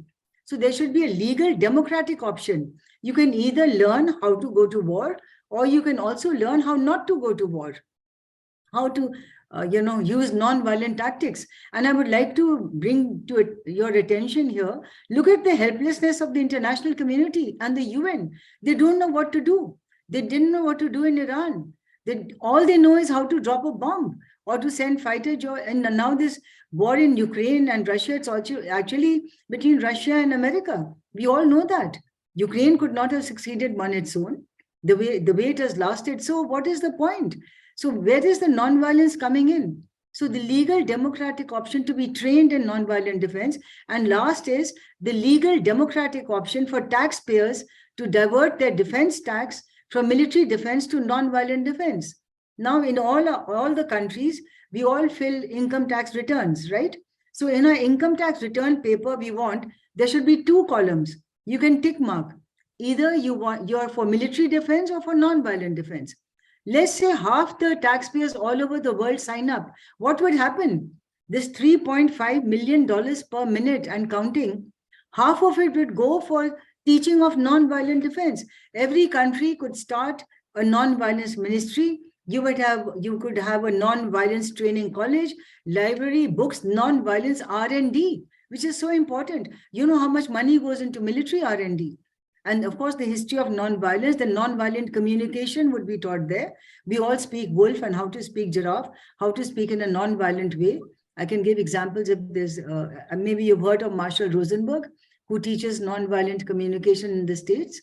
So this is in a nutshell, the political legitimization of non-violent conflict resolution, because you can't leave a lacuna. We're not saying substitute military defense, not at all. It can't happen. Let's be very realistic. All we want is the introduction of non-violent defense. At least let's get a foot in. And by the way, this is very legitimate. It is based upon the United Nations Convention of Human Rights, Article 18, which says every individual has the right to freedom of conscience. So if my conscience doesn't allow me to kill, why use my money to train to kill? You know, if you want your money to be used, fine, but let there be a legal democratic option. And also the preamble of the United Nations Charter. The UN should be actually doing this campaign. The preamble says that we were formed to save humankind from the scourge of war. The scourge of war. That is why the UN was founded. And we all know how the UN is in the hands of any country that has the money. USA, the veto power, the so-called Big Five. It's hardly a democratic institution. It has no power. Let's face it. It's so sad. So I think we need to sort of, at least I feel I'm in a little bit of a hurry, because I've taught Gandhian philosophy now more than 43 years. I started teaching when I was 21 years old. And I'm a little impatient to see the change. You know, what have I done? Okay, I've influenced a lot of students. You know, I've made people think in a non-violent way. I've written 3 books on Gandhi. My latest book is called The Science of Peace. I just sent it to Vijay also. The first edition has all been sold out. I'm going in for a second edition now. But then what has happened? No dent in the system. So that means I'll die without seeing any change. How sad. I think the time has come to make a dent in the system and to make it, a bold dent, not just a Ministry of Non-Violence or Ministry of Peace, but also to introduce non-violent defense. And again, please, many of you may not know, but there is a blueprint for non-violent defense, a blueprint. All we need is the political will to put it into practice. And of course, I have a whole PPT on this. I will share it or I'll get your emails from Vijay, and I'll share that PPT with you also. The way we are propagating it. And there's a whole strategy all built upon Gandhi. And by the way, this is all built upon Gandhi because Gandhi insists that non-violence is a science. That is why the title of my book, it's a pun upon, you remember Sun Tzu, he wrote on the art of war, the Chinese general. So I've written on the science of peace. And why the science of peace? Because Gandhi insists that non-violence is not an emotion, not a sentiment, not a feeling. No. It is a science, and as a science like any other science, physics, chemistry, social science, computer science, medical science, there are 4 characteristics of a science. Number 1, it's a distinct body of knowledge. Number 2, it has to be learned. That is why we all went to university. If we could know everything about physics sitting at home, we wouldn't go and join a course on physics. So it has to be learned. People think they know everything about non-violence. We don't. We don't know anything. It has to be learned. Number 3, only if you learn it can you apply it. When we've not learned it, where have we applied it? We do not have the tools and the skills of non-violent conflict resolution. We have the tools and skills of violent conflict resolution. I mean, we can destroy the whole world 10 times over. Let there be third nuclear war and you'll have nuclear winter. But we do not know how to use non-violence. So I really make a plea that please add this on to, ministry, okay, we can call it Ministry of Peace, but please think about it. Ministry of Non-Violence, and separate from the Ministry of Defense, because you can't make it a part of, the Ministry of Defense, because governments always co-opt things. They are very good at it. And here is where, and it's a satyagraha, a people's campaign. And the people, when people wanted climate, to the climate problem to be dealt with, the governments gave it. In India, you have, all these leaders, they don't know anything about ozone layer depletion or acid rain or global warming, but they have climate on top of their agenda because they want votes. In the same way, the day people do not want war, of course we won't have war. And we have politically legitimized, the adults living in democracy, all of us here in this panel, we're all adults living in democracy. Our money is used. So high time that it was not used for that. So I think, and one more radical thought I want to leave you with, because after all, Gandhi believed in, mass mobilization and people's power and non-cooperation with the system. Satyagraha is all about that. So let's say for a minute, just think, if no young person in the whole world joined the army, navy, or air force, could any government have one? Of course not. So I think the time has come to make conscientious objection total. And by the way, we have to move on. You have now cyber warfare. You have artificial intelligence. You have drones. You have all sorts of. It's really going beyond belief. The artificial intelligence being used in warfare. So I think to make a dent in the system, let us politically legitimize non-violent conflict resolution. All of us in this panel, we have legitimized non-violence in our hearts. We are spending our lives in it. We have a passion for it. But what has happened? We have to politically legitimize it. And as a Gandhian scholar, I again quote Gandhi, where he says that politics is like this coil of a snake, it surrounds you totally in a democracy. And what is needed is to make a dent in the political system. We should not shy away from politics. It's very, very important. Why can't non-violent conflict resolution be recognized? And right from today, I wish it could be. It's not politically legitimized. We don't pay any money, not even $1 a minute is spent on teaching how to use non-violent conflict resolution. How can we expect it to succeed? So I think I'll just stop here. There's a whole strategy to this. Again, based on Gandhi, I will share my PowerPoint with all of you, the strategy and everything. And I would love to get comments and feedback. My book is also about this, The Science of Peace. It's not about the historical Gandhi, but about his concepts. What is truth? What is nonviolence? What is power? What is satyagraha? So please, when the second edition comes out, I would like to send it to Dr. Radhakrishnan also. He's our mentor and very well known, very well respected in our peace circles, has been, always there in the forefront for peace. So please, I request all of you that let's widen the scope, not simply a ministry of peace or a ministry of non-violence, but also the political legitimization of non-violent conflict resolution. Perhaps the major aim of the Ministry of Peace should be that. And that is why we start it off with, without abandoning the present military defense. Let us also, Gandhi says, in a gentle way, you can shake the world. So we don't have to be drastic and say that, substitute military defense with not at all. Without abandoning the present military defense, a parallel non-violent defense be instituted. That's all. So please, I request all of you, I'm very impatient to see some dent in the political structure before I die. So I request, please ponder over this. And Vijayji, if I'll send you literature on this. I'll share my PowerPoint with all of you. And by the way, we are also launching Center for Nonviolence in India. We are launching a e-quarterly e-magazine. It's called Global Gandhi. And we'll be asking you, all of you, to contribute articles to it also from an activist perspective. So once that's launched, I would like I'll send it to all of you also. So, I want to devote my sunset years to the political legitimization of non-violent conflict resolution. Of course, the first step is to have a ministry of peace or a ministry of non-violence. But like I'm very sure about the major task for it. Of course, many other things, but definitely, introduction of non-violent defense. Thank you. So I've taken a lot of your time, but please do ponder, and I'd love to get a feedback from all of you. Thank you. Okay. We shall overcome, Sumanji. Hi. Good to see you. We shall overcome. Yeah, we shall, yes, we shall overcome. We shall overcome. Inshallah. Now, thanks. Great. Yeah, thank you. You are an inspiration and role model, Dr. Radhakrishnan. You're a mentor, always have been in the forefront, and we learned so much from you. Yeah, we are going to open question answers in a minute, but let's go on to some of your places. First of all, about the name. It's a very good name, Ministry of Non-Violence or Non-Violent Peace.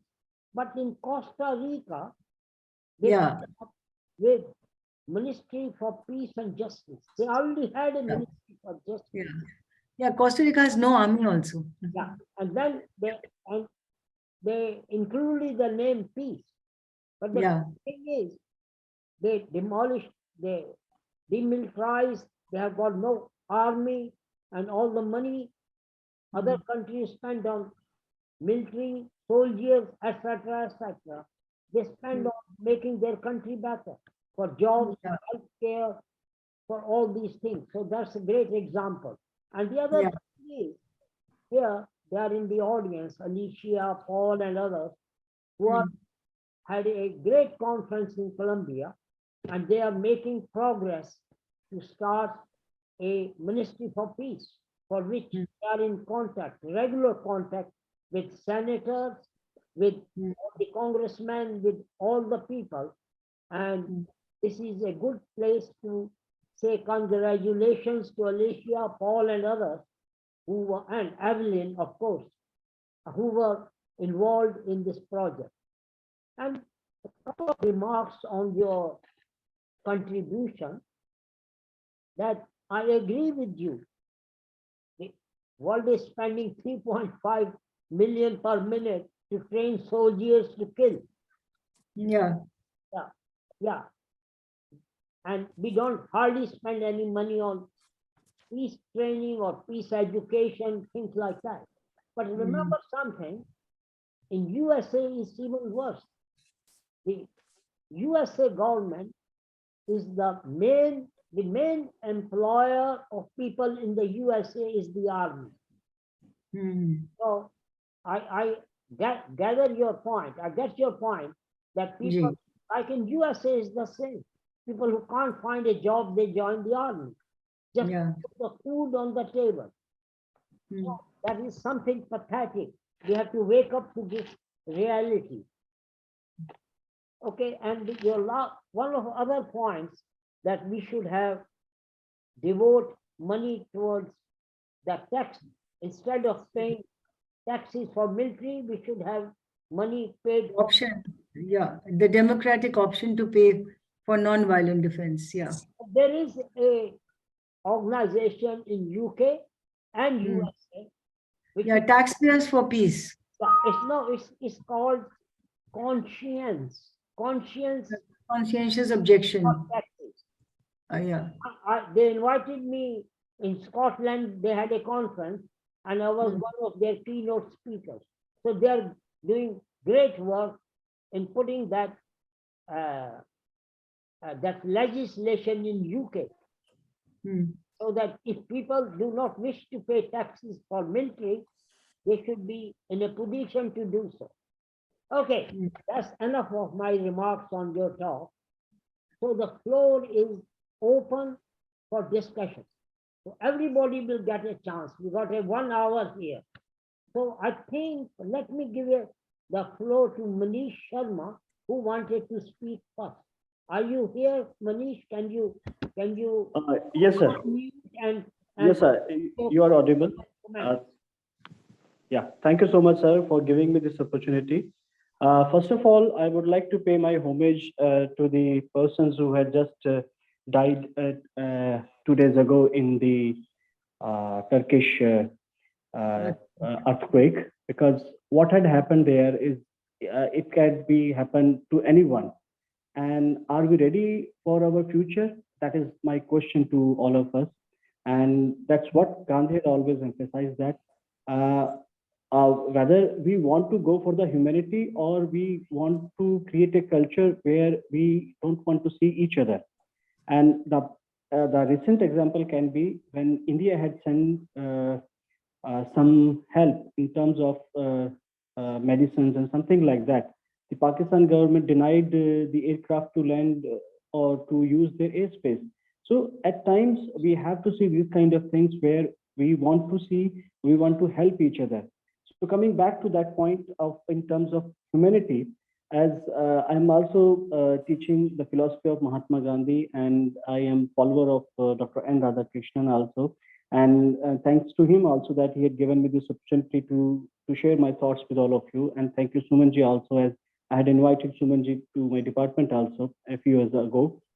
And the basic question is that in right now we have a department which was established by Government of India and Gandhi's Smarak Nidhi in 1960. How we are taking the philosophy of Mahatma Gandhi to the children and in the postgraduate level, and we do receive some students from the foreign countries also.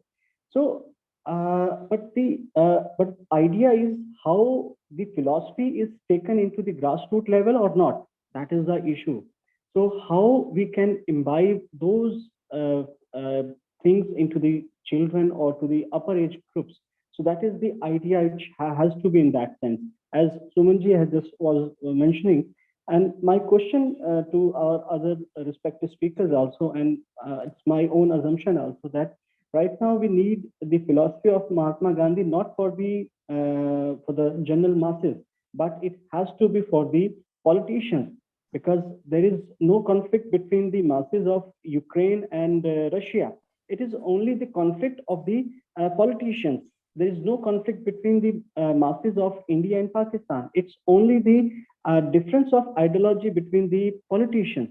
So the idea has how we use our tactics, how we should negotiate, and how we bring them into that kind of atmosphere where we can change the attitude of these politicians.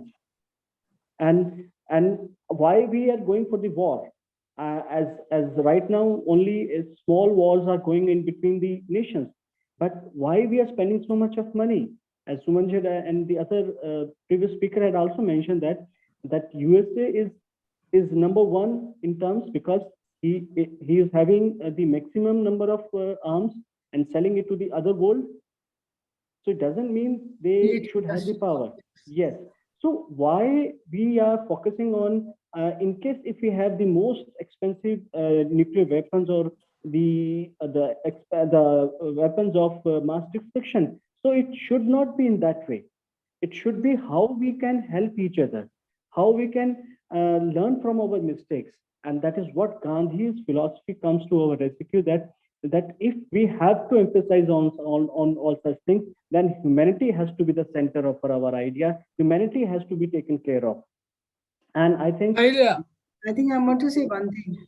Yeah. Can I say something, Manishji? I mean, Yes, I I hope. will take only 10 seconds, and I think I will, because I want to just add something here.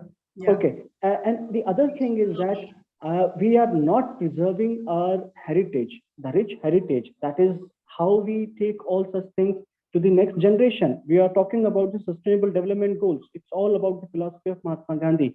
But what about our grassroots? We are not focusing on all such things, and how we restore all such things and give it to the others, to the new generations. And that, I think that has to be our guiding forces also. Okay, over to Suman ma'am, and thank you once again to dignitaries that they had given me this opportunity to share my thoughts with all of you. Thank you so much. Thank you. Thank you. Yeah, I just wanted to say, and I'm sure Dr. Radhakrishnan will agree with me, that the political climate in India is terrible. I mean, the politicians are, the climate is not there for Gandhi at all. It is Godse who's being worshipped, the assassin of Mahatma Gandhi. Mahatma Gandhi is definitely not on the politicians' table at all. I think you will agree. Even now, the statue of S.C. Bose was put up at India Gate, Dr. Radhakrishnan. I think there Gandhi should have been put up, and maybe S.C. Bose also could be somewhere, but in that where the George V statue was, as you know. So, I mean, the political climate is hostile towards Mahatma Gandhi. And let me also tell you that unfortunately, I only teach Gandhian philosophy abroad all the time. Of course, Manish ji had invited me to his department and for a workshop, but otherwise, nobody wants to hear about Gandhi in India. I teach graded courses on foreign universities, summer semesters at McMaster University in Canada, John Hopkins in the States, Al-Quds in Jerusalem, International Christian University, Tokyo, but not in my own country. Nobody wants to hear about Gandhi. Even when I do workshops, I do not do the workshop on understanding and applying Gandhi today. I say resolving conflict in relationships using nonviolence. Then everybody will come. And of course, I'm a very good, I've taught all my life. So I will say what I want to say, no matter what the title is. But that is the type, you advertise a workshop on understanding and applying Gandhi today, nobody will come. But you advertise the workshop as resolving conflict in relationships using nonviolence, everyone will come. So the political climate is very hostile to Gandhi. So isn't it so, Radhakrishnan ji? Gandhi has been overlooked completely, I think, buried perhaps. Aap bataiye. Sumanji, perhaps Vijay doesn't see my fingers being raised. Well, I fully agree with you. Yeah. Gandhi is not only relegated to the background in the political, emerging political scenario, he is on the process of being insulted, ignored, and there's the emerging political scenario is very, very anti-Gandhi. Yeah, anti-Gandhi. But then, I am an optimist like you and Manish or anybody who is here.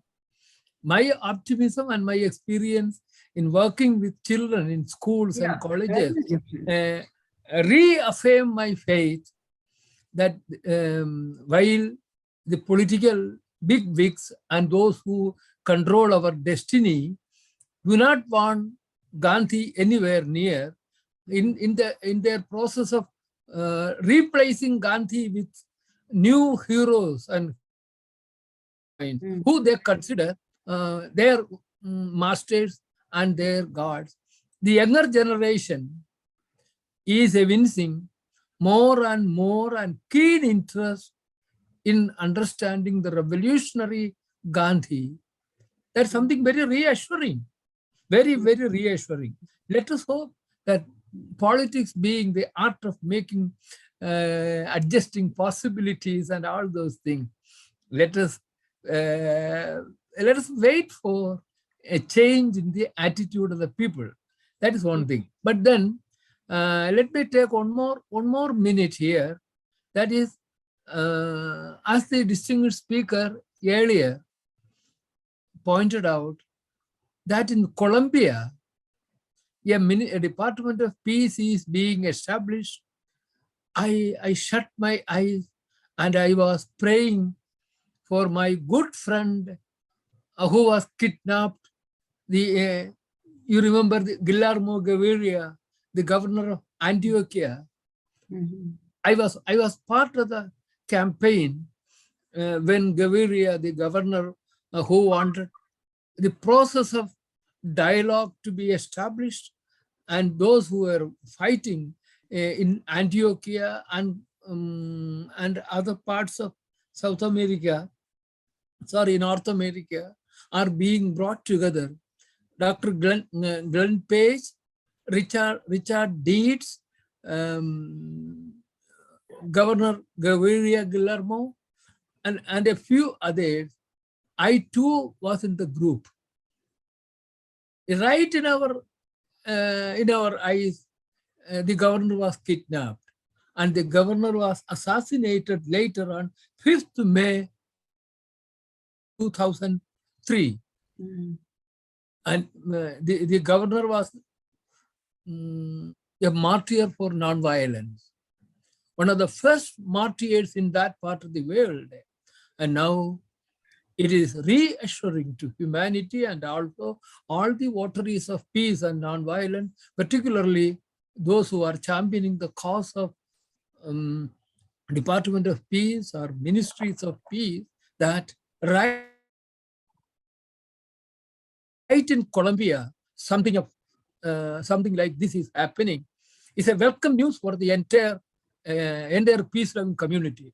So I think this, though it is a small group today among us, we should congratulate the Colombian administrators on this great, remarkable initiative that is being contemplated. And whoever has been campaigning are to be congratulated and supported. That's a great development. I feel like weeping because my association with that governor who came all the way to Honolulu when we were camping there for a month under the protection of Professor Glenn Page to learn nonviolence, Gandhi, and a few other tactics of Gandhi employed to bring warring people together. I had the honor to give him a few lessons on Gandhi and these things for him and his distinguished wife, Yolanda Gaviria. And in their land, this is happening. Salute to all those great warriors of peace and non-violence. Thank you. Thank you, Radhakrishnan. Who is Namaste. going to ask a question next?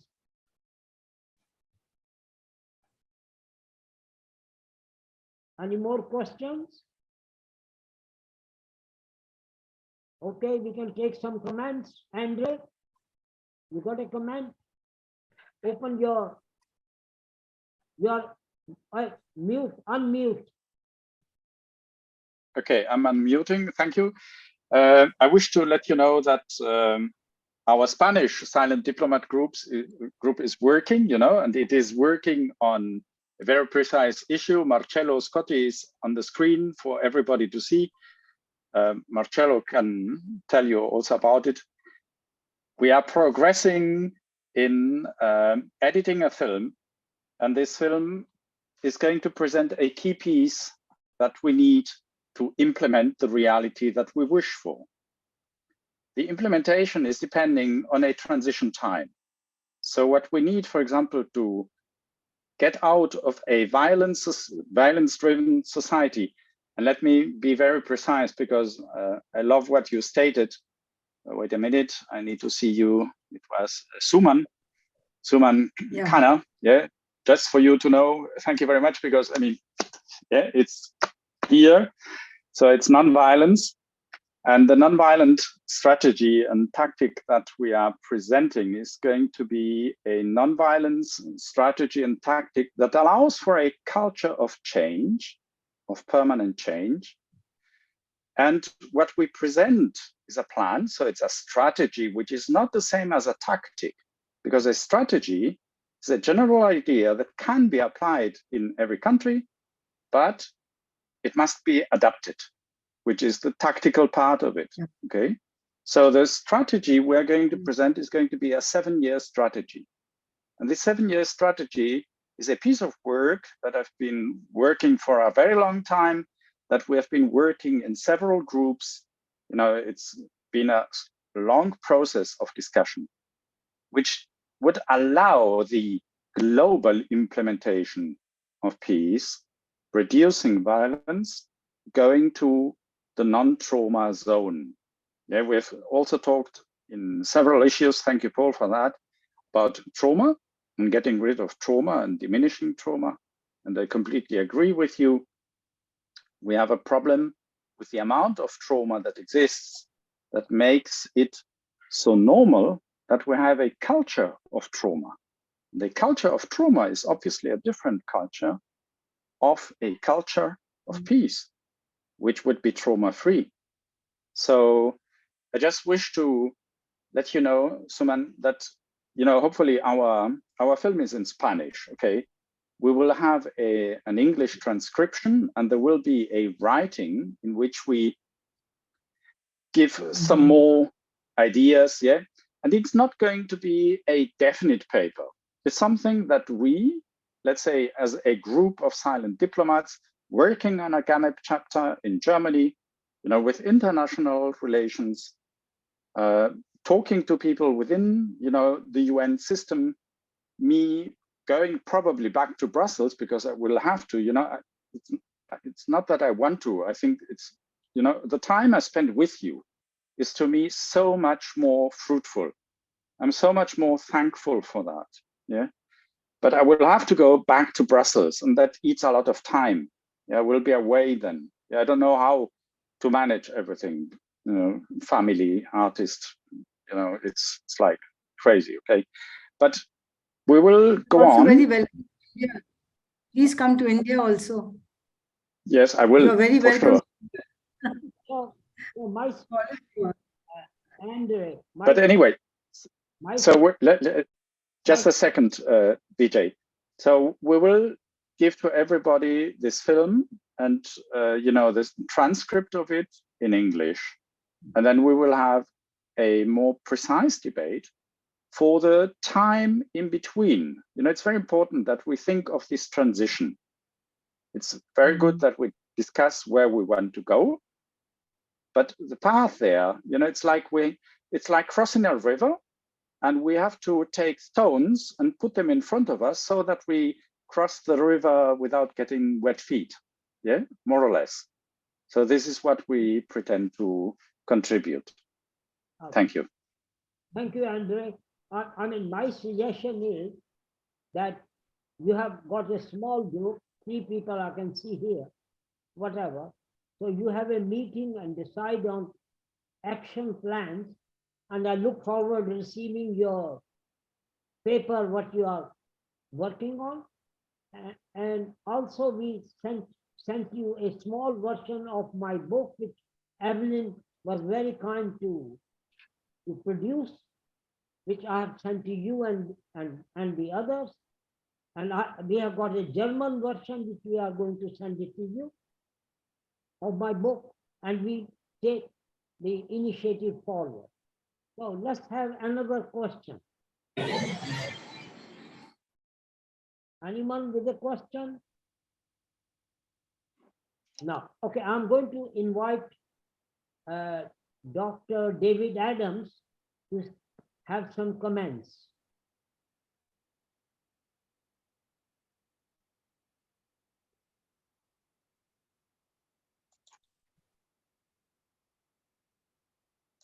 David Adams? I don't know. Yes, I'm. Yeah. Any Yeah. Well, it's been a very rich discussion. I think you're off to a good start. And will there be a written summary of the remarks? Because they were really very rich, and I'd like to put some of this on CPNN. Okay. Thank you very much. Paul Maillet. Yes, I'd just like to make a quick comment. Suman, I thoroughly enjoyed your comments. And it does bring to mind the delicate relationship that some Department of Peace may have with the Ministry of Defense and the Armed Forces. And I do see that there is an overlap when we talk positive peace and negative peace between peace studies and certainly conflict or war studies. And that the idea of nonviolent defense studies, in counterpoint to, for example, kinetic use of force, which is very, very strong in military cultures.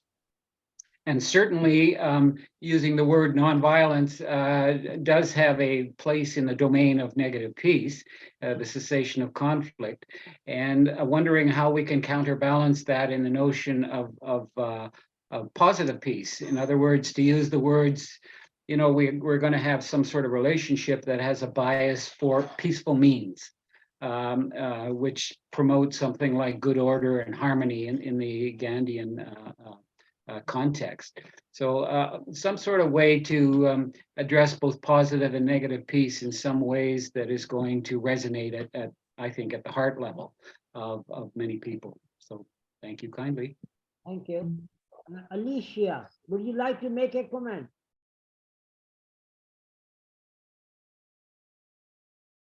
Yeah, thank you, Vijay. I thank you very much to have this invitation to be with you. On behalf of the name of the GAMIP Latin American and Caribbean chapter, as I am the general conveyor. Our GAMIP chapter is very much indeed thankful of all the comments and the thinking that had been developed here now. And we agree, most of them, mainly in the issue of nonviolence analysis and trying to apply it in all the peace actions that we did in our country. But you have to remember as well that the Latin American region is huge. And as besides, we have common issues, very many, by the way, and thankful a common language due to the conquerors. We have also differences. So the way to develop our activities is sometimes different in El Salvador or in Brazil or in Chile. So we have to also think that the education and peace field and all what we are doing in GAMIP, in order to, how can I say, to exchanges with the friends in India, have to be considered also by the regions and the specific context where we work.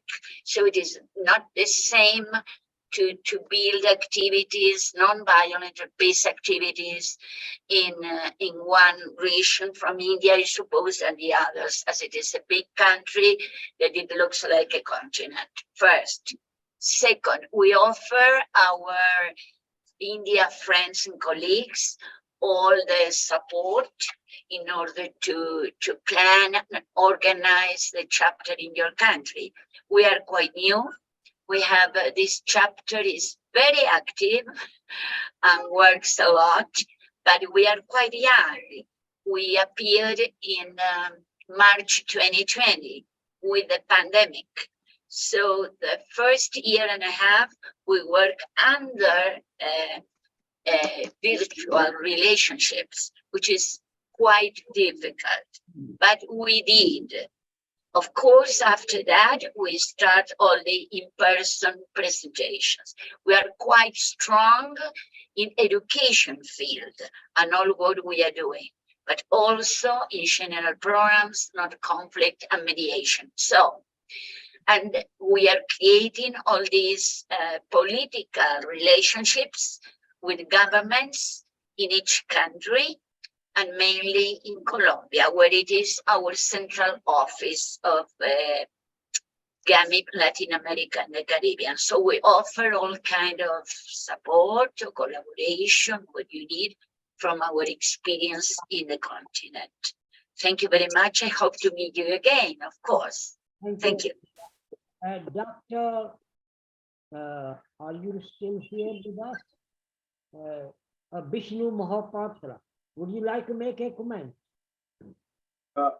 Thank you. I'd like to thank all the dignitaries, particularly Professor Suman Madam, Suman Malhotra, and Dr. Radhakrishnan, Vijay Mehta, and others. I indeed happy to know these initiatives all over the world. And as I already previously told that in in our university, we have a very good initiatives for understanding the peace through the research and teaching, and in our course also in political science and other social sciences, we have a peace course.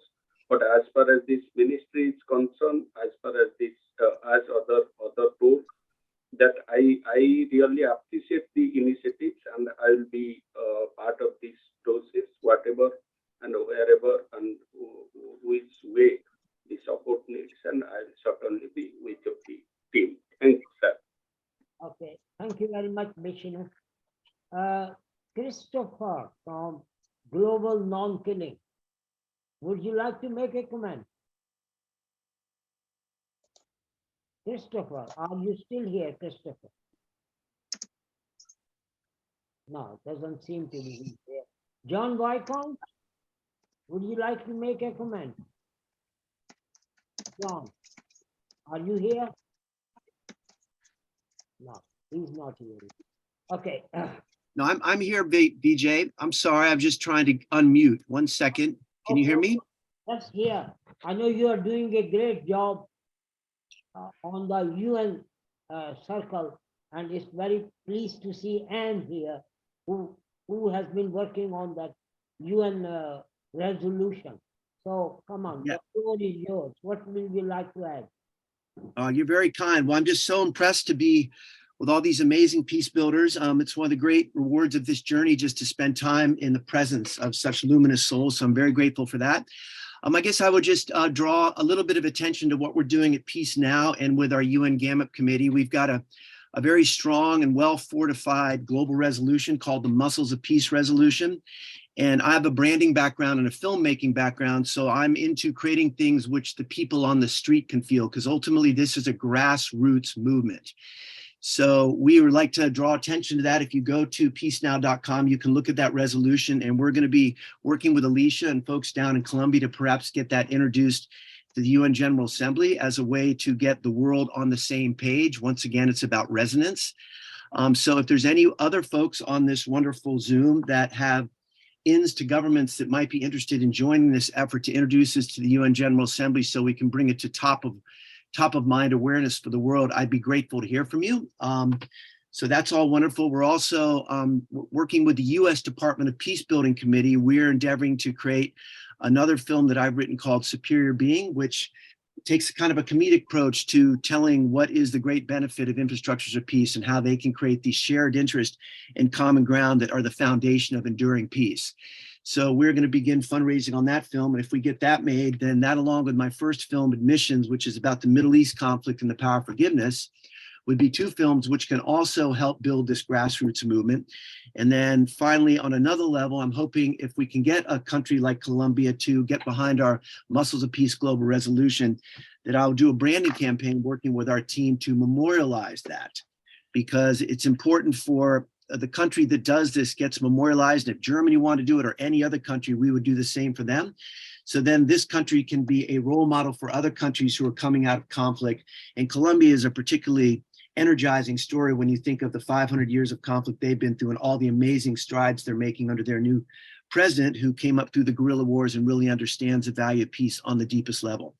So these are things we're trying to do on our end to use media to bolster our grassroots movement. And also, I think ultimately, if we really want to change the way our world acts and behaves, we have to kind of change the way the world thinks. So big part of our mission is get the classic teachings of all time, nonviolence teachings, teachings from Buddha, teachings from Hinduism, from non-dualistic pathways, to actually put these into easier to understand context so the person on the street can benefit from these teachings, they can learn from them, and it lands in their stored conscious, and eventually they become the peace themselves and become a role model for the world. And I don't think there's any wasted effort in these efforts, because even if you think someone has some aversion to what you're saying, it's still landing in their stored consciousness and it's germinating as a seed. And maybe it's in a future incarnation, they become the one that's leading all the peace building efforts in whatever realm they're in. So this is what we're doing at Peace Now. Once again, I'd welcome you all to go to our website. That's where we're gathering 1 billion signatures for infrastructures of peace. And that's where you can also see some of the other stuff we're doing, which once again are designed to help change the way the world thinks, including a 104-week email campaign I've created called the Muscles of Peace 60-second workout that you just get once a week, and it just teaches you how to be peaceful. And over time, after 2 years of it, you start to build up these muscles of peace. So it gets to the point where you react to the world in a peaceful way rather than thinking about what you should do. You just become that peace. So Vijay, thank you so much for everything you're doing, all your amazing leadership. Your book is incredible. You guys can also look at our Muscles of Peace overview, which features Vijay's book. And we excerpted a lot of his great wisdom from that book for this document. And we talk about a lot of the other things we're doing as well. So God bless all of you. Thank you for all your work. And it's been an honor to have the floor for a second. Thank you very much. Thank you, John. Yeah, John is a great peace activist, and I had the privilege of meeting him in Los Angeles at the Rotary International Peace Conference, where I was a speaker, and I came to know him closely when we met over dinner and everything. Okay, now I'm going to pass on to two more people who never had a chance to speak yet. Three people now. One is Evelyn. Four people now. Evelyn, Christopher, Lilius, and Andrew. Four people. Okay, let's start with Evelyn. Are you here? Thank you. Thank you. Can you hear me? Yes, we can. Thank you very much. Like the others, I'm very impressed with the scope of the discussion. And I'm particularly interested in discussions on moving from theory to practice. As like others, I'm involved with GAMIP in various initiatives, including the UN and Colombia. I'm also involved in the Civilian Peace Service Canada, which has taken the theory of peace professionalism as somebody who works from the head and the heart, and in keeping with Gandhi's call for effective learning and science of peace, what we have done is to summarize what are perceived to be the core values and key competencies of peace professionalism. This is now in a broader discussion with universities and others, the idea being to meet the gap between learning and doing in a way that allows us not just to know peace or practice peace, but also be peace, and do so in a way that can be assessed by human resources people if one is hiring peace practitioners at short notice for areas of conflict, that one is in fact in a position to access those who are demonstrating the values and competencies for effective peace work.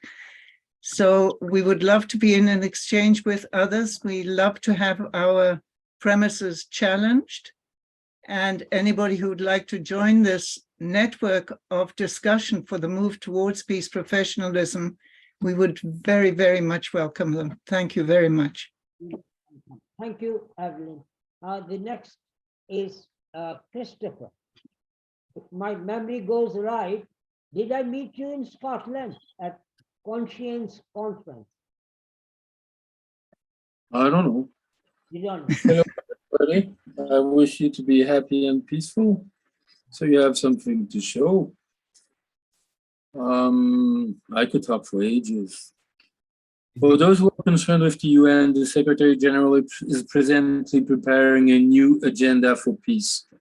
Write that down. There is a web page. I don't know if the deal is in or out. They haven't published it, but some of the things I heard today might interest him. GAMIP as certainly. I'm present at the Human Rights Council. There's been not much on the resolution of peace, but Papa Giovanni 23, which is a Catholic thing, said it should put Ministries for Peace about 3 or 4 years ago.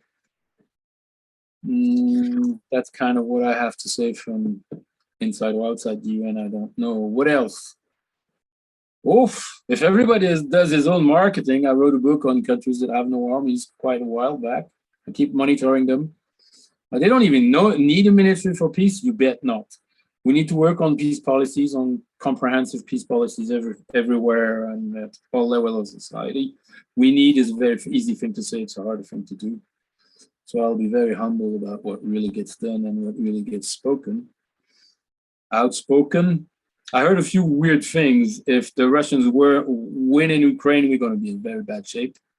So I put a report on non-violence in Ukraine on the chat box. I think we need to sustain. I think we need a peace revival. That's a bit more than what I heard today. Spoken large, mass movement. Well, it's a bit both of a bottom-up and a top-down process. For now, well, let's all be happy, so we'll have something to show. It's a long way. It's still a long way and a lot of work, but I'm here and doing my part. Thanks for listening. Thank you, Christopher. Andre? And after that... Yes, hello. Thank you, Vijay, for giving me the floor back. So I'm very happy that everybody's contributing somehow in a practical way. I guess that best will be if we get some kind of summary or, let's say, record of what we've been discussing. I'm trying to join some links, some of the things we've been saying. I've made a handwritten protocol, which I will, put digitally. So I will try to add some notions. One of the things that I see out of our conversation today here is that not everybody is on the same level. So one of the things we need to do is to see where, we can help each other so that, let's say, a minimum consensus is built so that we can say, okay, this is something we all can say we have together. We agree on that, and this is something we can share because it's there, and everybody has it. And then we look for, this is a tactical issue again, okay? It's a peace tactics issue. Then we look for which of all the other things we see the others do, we could implement next in our case. Like, for example, in Germany, the GAMIP chapter is completely new. But there have been antecedents, which implies that the German Minister of the Interior knows that there are people working on it. So he knows, and not just him, it's many other people who know it then. So these people know that some people are working on a peace ministry. And when we discuss a peace ministry, in our chapter, in the way we think it, and the way we presented it to authorities, which implies the authorities know because they've heard it. So they have taken the message in, and they have not said no. They didn't say it's impossible.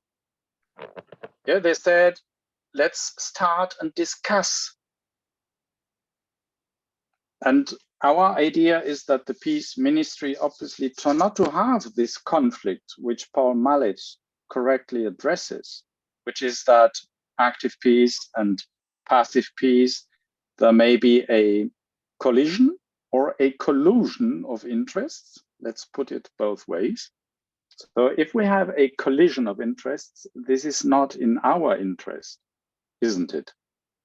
So what we are going to propose in this transition paper is also, let's say, a possible way of how to envisage the peace ministry and which influence it has in each government and how the peace ministry is set up. So who is going to be working in this peace ministry?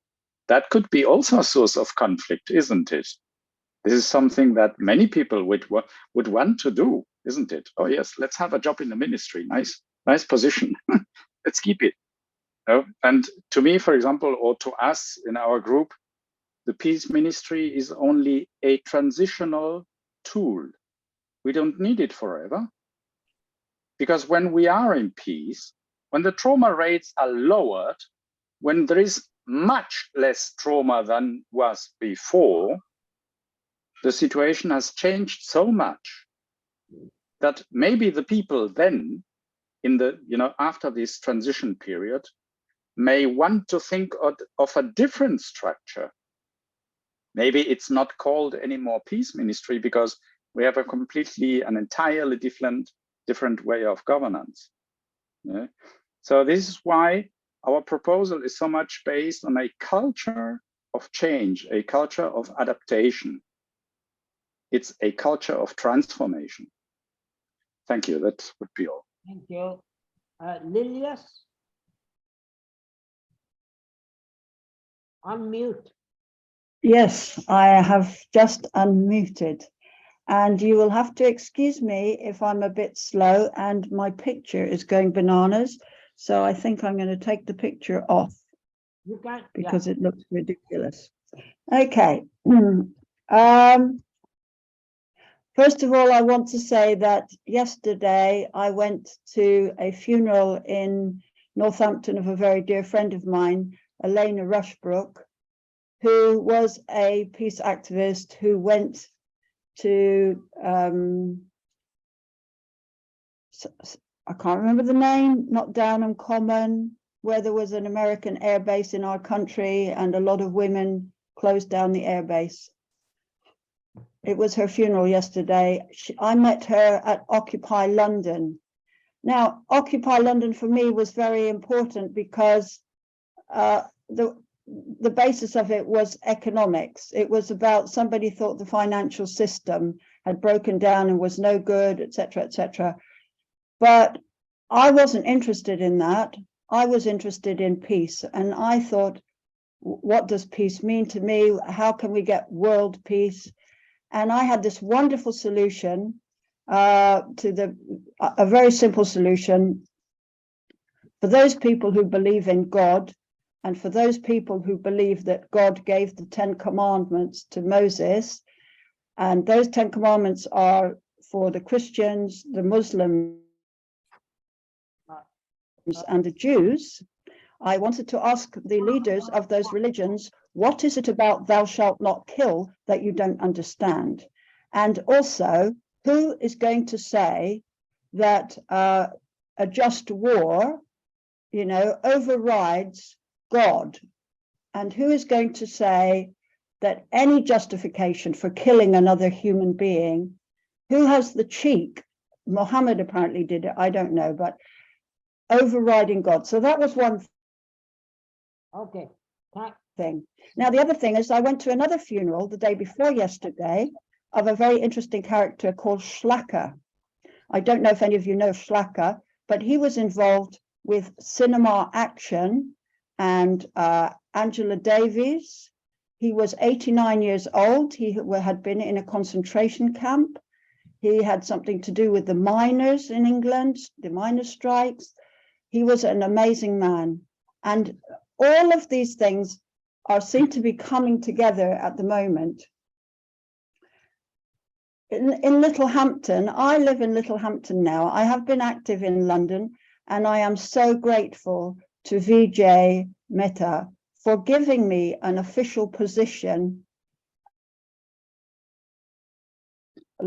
a professional peace profession, being on the executive committee of Uniting for Peace, because I can talk to people on that level now as well, and it gives me a bit more credibility in my peace mission. So Vijay, thank you so much for that. But here in Littlehampton, John Courtnidge, who I met at Occupy, who is a cooperative socialist and who was rejected from the Labour Party because they accused him of anti-Semitism. He has moved. Only got 10 minutes left. To Littlehampton, nothing to do with me. I've got 10 minutes left. Okay, I'll be as quick as I can. He turned up in Littlehampton. We knew each other in Occupy in London, and I lived in Littlehampton, but he has come to Littlehampton by accident. We have started a group called the Littlehampton and Guild of Cooperators for Peace and the Common Good, and we have meetings regularly here. So we're doing our little bit at a very, very grassroots level here. But we went together to these funerals, and we went to London and met people. We went to Northampton and met people. We are spreading the word of peace where we go. Vijay is always in the conversation. His book is always in the conversation. And GAMIP is now a relatively new thing to me because of Vijay having these meetings with GAMIP. I cannot tell you how wonderful it is to be connected to a global organization through these meetings and to meet you all. And some of your faces are becoming familiar to me. Suma Kama, I want to come to India and you're going to teach me how to do these things so we can bring it back to England. And the Ministry of Non-Violence for Peace, Ole, okay? I think that's all I have to say for the minute. Thank you. Thanks, Linus, and we will send you to India. Yeah, you're all very welcome to India. Hold on. And your turn is next, and Crater. Thank you, Vijay. I just wanted to mention two things really quickly because I know we're coming to an end. First of all, I've been involved with GAMIP since 2006, and I met Suman and Samineta back, I think, in Japan. Like that was about 15 years ago. And it's just so exciting to see how GAMIP has evolved since then, because I feel that like something really substantial is happening here with the connection with Vijay and David Adams and all of the people that have spoken today. And I wanted to mention, I wanted to piggyback on what Christopher said about the new agenda for peace at the UN, which was something that has just come up in the beginning of this year, where all NGOs around the world were invited to offer input to shaping this new agenda for peace that they're going to be putting together, and it's going to be presented next September 2024 at a future summit that the UN is hosting. I wanted to let you know that Paul Maillet, I think he's still here, and I and another woman that's the head of our GAMIP UN committee now, all submitted suggestions about infrastructures for peace being included in the new agenda for peace. And I just wanted to read you a section of the one that I did. So it was about, the suggestion is to build the culture of peace by constructing infrastructures for peace. And I submitted, took me like all week to write a couple of pages on why the concept of infrastructures for peace and culture of peace combined together ought to be, it has to be in a new agenda for peace. And just listening to all of the people that have spoken today and about how we're all coming together, I feel that it's going to be heard now. And what I actually got my NGO, I'm a UN representative at with Peace Through Unity at the UN. So this suggestion came from my NGO, which has been working for infrastructures for peace since I first met them back in the Canadian Summit in 2006. But it was also co-sponsored by GAMIP and the United States Peace Alliance Department of Peace campaign. And what I was suggesting, and it was also co-sponsored by 8 different NGOs at the UN. So that I just want to end by reading my last paragraph. It says, the pairing of 2 guiding UN principles, culture of peace and infrastructures for peace, should be included in the new agenda for peace as an evolutionary step towards UN fulfillment of its peace mandate. Culture of peace declares the UN's peace vision as normative and prescribes the roadmap of actions needed at all levels of existence to actualize it. Infrastructures for peace are the roadways or platforms of peace architecture that support and enable essential peace actions like diplomacy and dialogue to readily occur so peace can take root and grow. So that's hopefully something that will be seriously considered at the UN. And that's how I'd like to end. I just have to say one thing to Suman, that what you talk about the science of nonviolence, I kind of stole that from you after I heard you speak that in GAMIP many years ago, because I always I try to put that in writings, because I think it's such a succinct thing to say. So with that, I will end. Let's be Thank in you for touch. listening. Marlene, would you like to make a comment? Are you still there, Marlene? I'm still here, Vijay. Good to welcome and Thank you. Well, hold on. All right. So, well, I would like to thank everybody for all your inspiring contributions, and it's very reassuring that we are all on the right track.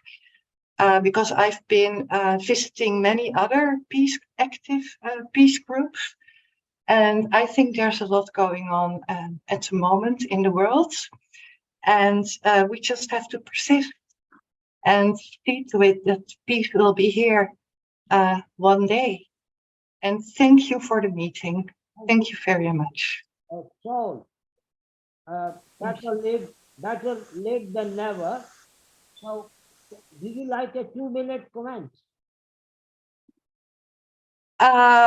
Well, no, that's okay. I would like to hear Bernie, because I saw Bernie joined as well. Thank you. Thank you, Marjolaine. Yay, Bernie. Yeah. Oh, Can you hear me? Okay. Yeah. Yeah. Okay. I'm a bit late to the meeting. I had another meeting that finished early, fortunately, so I could actually tell Vijay that I wasn't coming to this one, but because my meeting finished early, I've managed to get the last comments from everyone, and it's very good what I've heard, and it's good that there's so many different all. Our lives are all different. We're all, I mean, this is a bit of a obvious thing to say, that we're all different as human beings. We're all different, and we all have a different perspective on what's going on in the world. Yes, Christopher. So, you know, it's good to hear all the different viewpoints, and of course, we want an end to this war as well. We must see an end to this war. So if we can work towards that together, then I'll be happy. Thank you. Thank you. So, because it's the time to end the meeting, I'm going to give 2 minutes to most of the speakers. Dr. Radhakrishnan, Kumud Aggrawal, David Adams, Andreu, Paul. Please, 2 minutes each, no more. The concluding remarks. Start, Dr. Radhakrishnan, if you are there. Is he gone, or is he still there?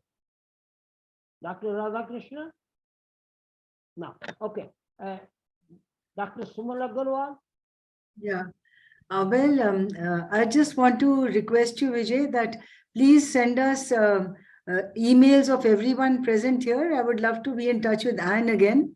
It's great seeing her after a long time.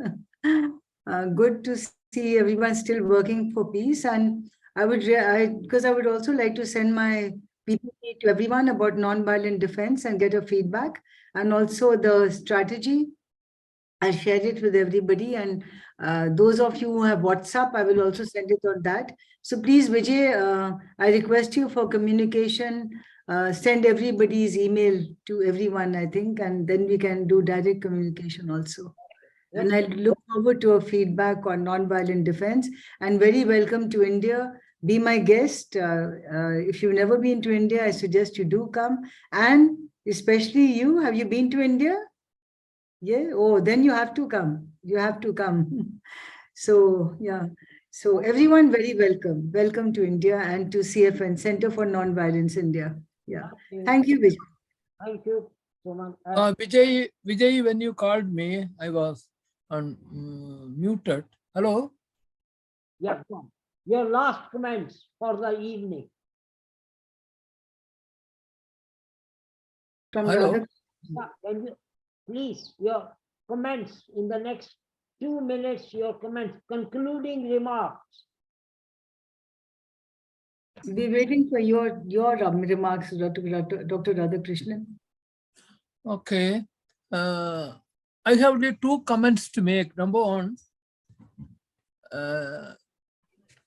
whether the initiative is christened as Global Department of Peace or Ministries or Nonviolence, the ultimate goal should be what is called a creation of a situation wherein these multiple streams of peace initiatives, peace efforts, and thinking and work towards this should merge, coalesce, whatever be the name that you that we give. It has to be a heterogeneous group. Sometimes the word peace or the word nonviolence creates problems in different cultures. We know that. Let us take lessons from what is happening all over the world on the basis of creative adaptation of Gandhian nonviolence in different cultures. Martin Luther did not copy Gandhi per se. Nelson Mandela did not copy Gandhi per se. So also many other global practitioners of nonviolence interpreted nonviolence or peace in their own cultural background so that people could understand. So we should not take, my submission is, we should not take a hard line on the name of the initiative, Department of Peace or Ministries or Department of Nonviolence or whatever it is. All these multiple streams should coexist. We have to be a broad networking of committed peace activists, global understanding, and a humanity of people who want to create a better world tomorrow. This is my last word today. Thank you very much, Dr. Radhakrishnan. David Adams? David? Yes, with regard to the last remark that there are many ways that we are working, I like how Gandhi said that peace is a mountain on which we are climbing on different paths. And since we're around different parts of the mountain, we may not even see the path that another is taking, but we're all climbing together towards the peak. Finally, I wish to echo the remarks of Ann Creter and Alicia Capozzuto and others that the work that we talked about here today is very, very important and historic, and I think we are going to have some real effect on world history. So I look forward to receiving some kind of synopsis of the remarks here today and to publishing them on CPNN. Thank you for having invited me. Thank you, David. The next one is Paul. Yes, I have a very short remark. Thank you, everybody. I would just like to offer that probably the primary path to peace is knowing each other as human beings. And that when we look at negative peace, we can certainly assert the value of nonviolence. And when we look at positive peace, we should be asserting the value of kindness. I think that pretty well is a reasonable way to move forward. And I thank everybody and good luck. Take care.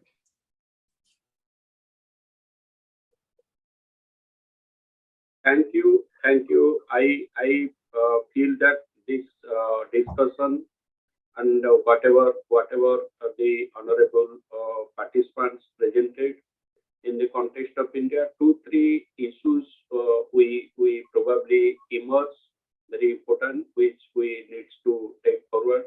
One is not only for the Department of Peace and how to generate, how to create a massive awareness kind of among the people as far as the peace initiatives and importance of peace is concerned, what otherwise known as uniting for peace. And second more important thing, whatever emerged, the most what we agreed that there should be a not only a peace but kind of a non-violence which should be penetrated among the people. So that also I think that that needs to be go forward, and these are the two important issues which emerge from the overall discussion as per in the context of India, even other countries, and that should be go forward. Thank you. Andre?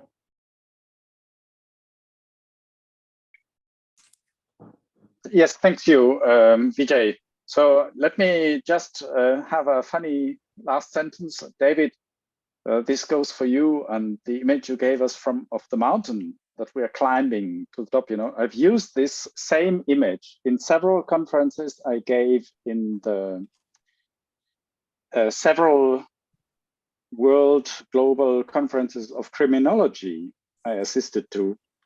And very interestingly, in my book Pax, I have a picture where, I use the fast track. That is not climbing up to the top, it's making a tunnel through the mountain. In order to speed up, we can climb up, but we can make a tunnel through the mountain if we imagine that peace is a mountain of Swiss cheese, which has holes anyway, right? Okay, so I would like to, end this in a humorous way, because we really have to rethink our strategies every time we face a new problem. And there is no problem repeating. It's like the peace and war problem is, as we've heard also today from, for example, technological innovation that is adding problems to the war problem, that we have to reinvent in permanence. So it's really drilling a tunnel. It's going the fast way. Yeah? And this is something that we can learn from economists like American economist, which maybe Bernie, you're not gonna like, I don't know, Bernie, it's Jeffrey Sachs, which I'm mentioning. Jeffrey Sachs, He's okay. Okay. Yeah, no problem. Okay, but Jeffrey Sachs, is the one saying that a social change, yeah, right? 2 years. 2 years. And I'm serious about it. So. Thank you. Thank you. I think it's time to close this meeting. We had a wonderful meeting. We had great contributions from the speakers and the audience, and very vibrant question on that. Now, I'm going to close it with a couple of quotations. Vijay, can I say something quickly first? No, no more than yes, now it's finishing. Okay. Can I take 10 seconds? Yeah, go on. Okay, when I saw that this meeting was going to be 2.5 hours long, I thought, oh my goodness, this is going to be a mission. But this meeting has been so enjoyable that it feels like 30 seconds has gone. And it's been so wonderful that everybody's here. And I'm sorry to say goodbye, but we are going to say goodbye. And I will miss you all, and I hope to see you all soon. That's all I have to say, Vijay. Thank you. Thanks, Lilius. Now I'm going to close this meeting by only 2 quotations. That, first of all, thank all the speakers, great contribution, and the audience, great question, answer, vibrant, and we had a wonderful meeting. Now, the 2 are motivational. One is from Margaret Mead, and probably you all know it. It's only a small group of people who can achieve success, and that's the only way it can be done. And second one, maybe some of you have heard or not, is from Dalai Lama, His Holiness the Dalai Lama. It goes like this: if you are too small to change the world, try sleeping with a mosquito. Okay, let me repeat that. Some people didn't get it. Yeah. But Now we got all to change the world, try sleeping with the mosquito. yeah. Okay, Yeah, with that these was very remarks, nice. sorry, with these remarks, I close the meeting and have a wonderful evening, night, morning, wherever you are, different times. Okay? Thank you, Vijay. Thank you. Yeah, good night. Good night to everyone. Bye. Good night.